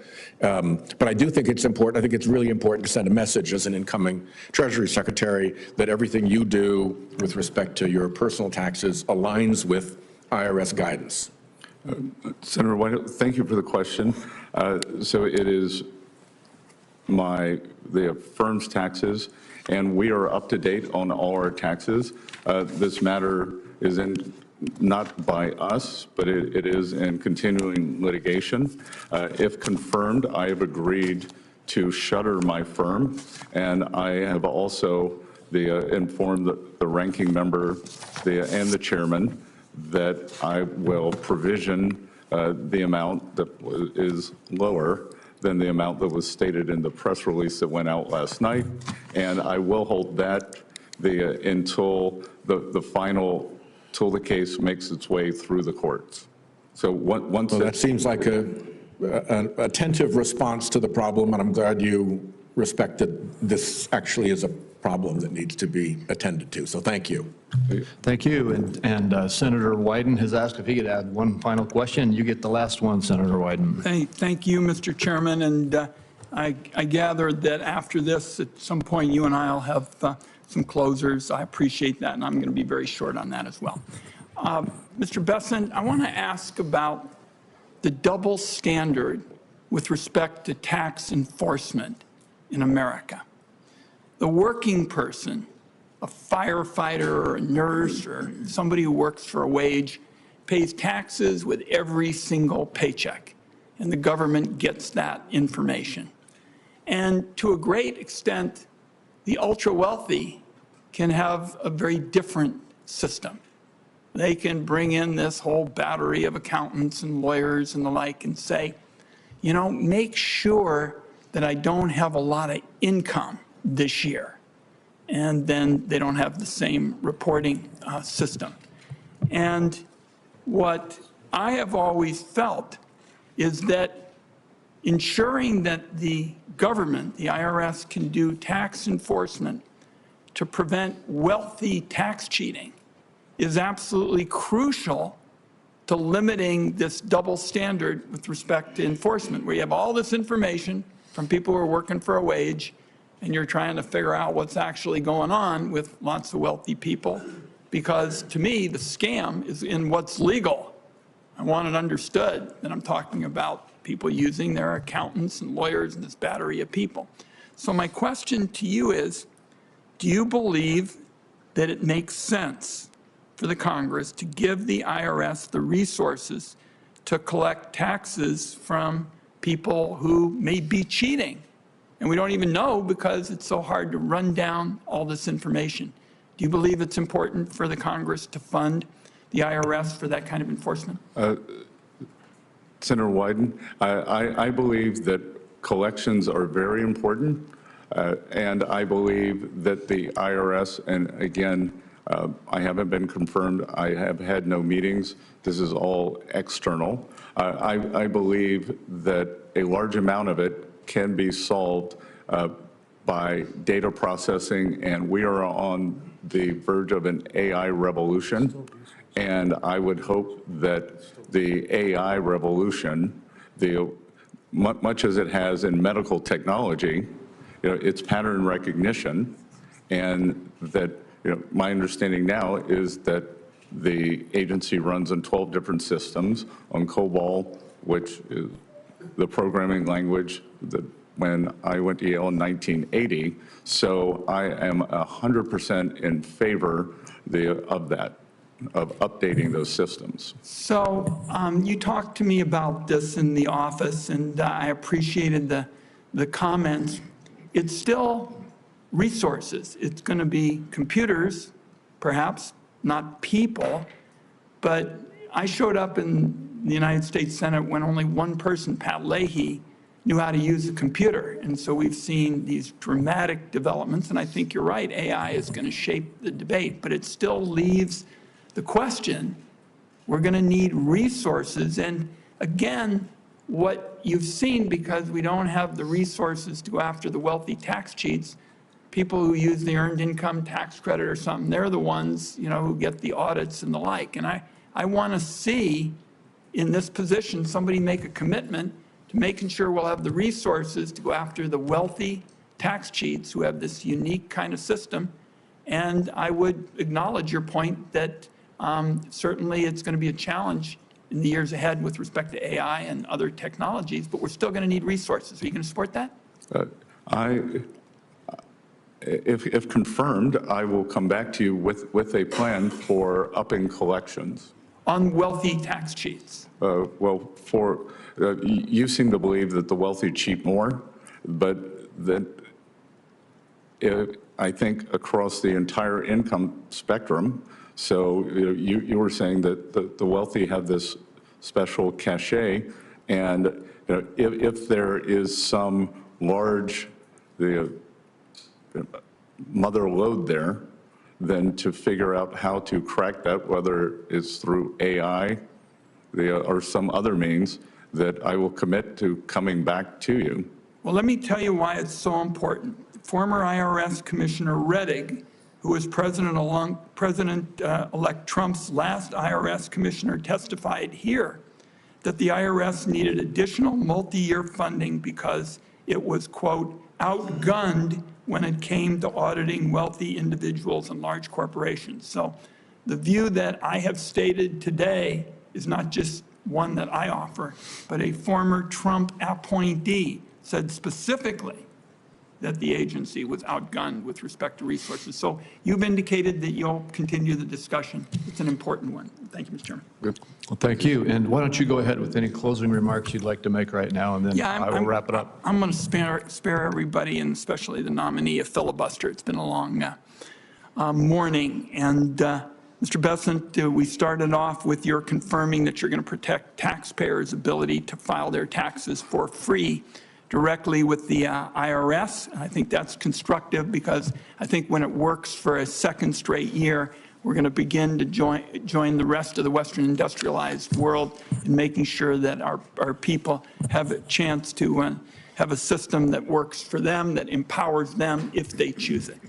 With respect to some other issues, I'm concerned about a number of other matters, and we may need to have some additional conversations about it. What concerned me was your response to my question about wealth rather than work with respect to being favored in the tax code. And I think today that's a reality. That's just plain fact. And the people I represent know it, because they pay taxes with all their paychecks, and they're paying a higher rate than people who, as I've indicated today, have good lawyers and good accountants. So I continue to be very troubled by that. And some of the past reforms have tried to minimize those differences between tax rates for wealthy people and tax rates for workers. But I remain concerned about that. And with respect to some of the other issues, I leave you with the proposition that I haven't really heard you touch on, and it's the proposition that Bill Bradley and I have believed in these many years, is we want a tax code that gives everybody in America the chance to get ahead. And with differences like the one I've asked about, the difference between the rates for the wealthy and for workers, there's a long way to go to get it done. So I'll look forward to continuing some conversations. Thank you, Mr. Chairman. Thank you, Senator Wyden. And Mr. Bessent, we're toward the very end here. I'll be brief myself. I want to end where I started out. I think that it's very clear that you have acted in your dealing with the vetting of this committee in a very, very straightforward, courteous, and honorable way. When it comes to your qualifications to be the next Secretary of the Treasury, there is no room for debate, and you have shown that today here in the hearing. Your background, your training, everything is tailor-made for this role, and your character and demeanor are self-evident. You have satisfied our due diligence process. In prior Congresses, I've joined with many of my Republican colleagues in voting for well-qualified Treasury Secretary candidates put forward by a Democratic president, even though I didn't agree with all of the positions that they advocated. Your candidacy ought to enjoy similar support, and I'm going to encourage my colleagues on both sides of the aisle to join with me in advancing your nomination. I appreciate your taking the time that you have taken to work with us over the past few weeks to get this process to this point. And with that, I would like to remind my colleagues that the deadline for submitting any questions for the record is 5 p.m. today. And without anything else, this hearing stands adjourned.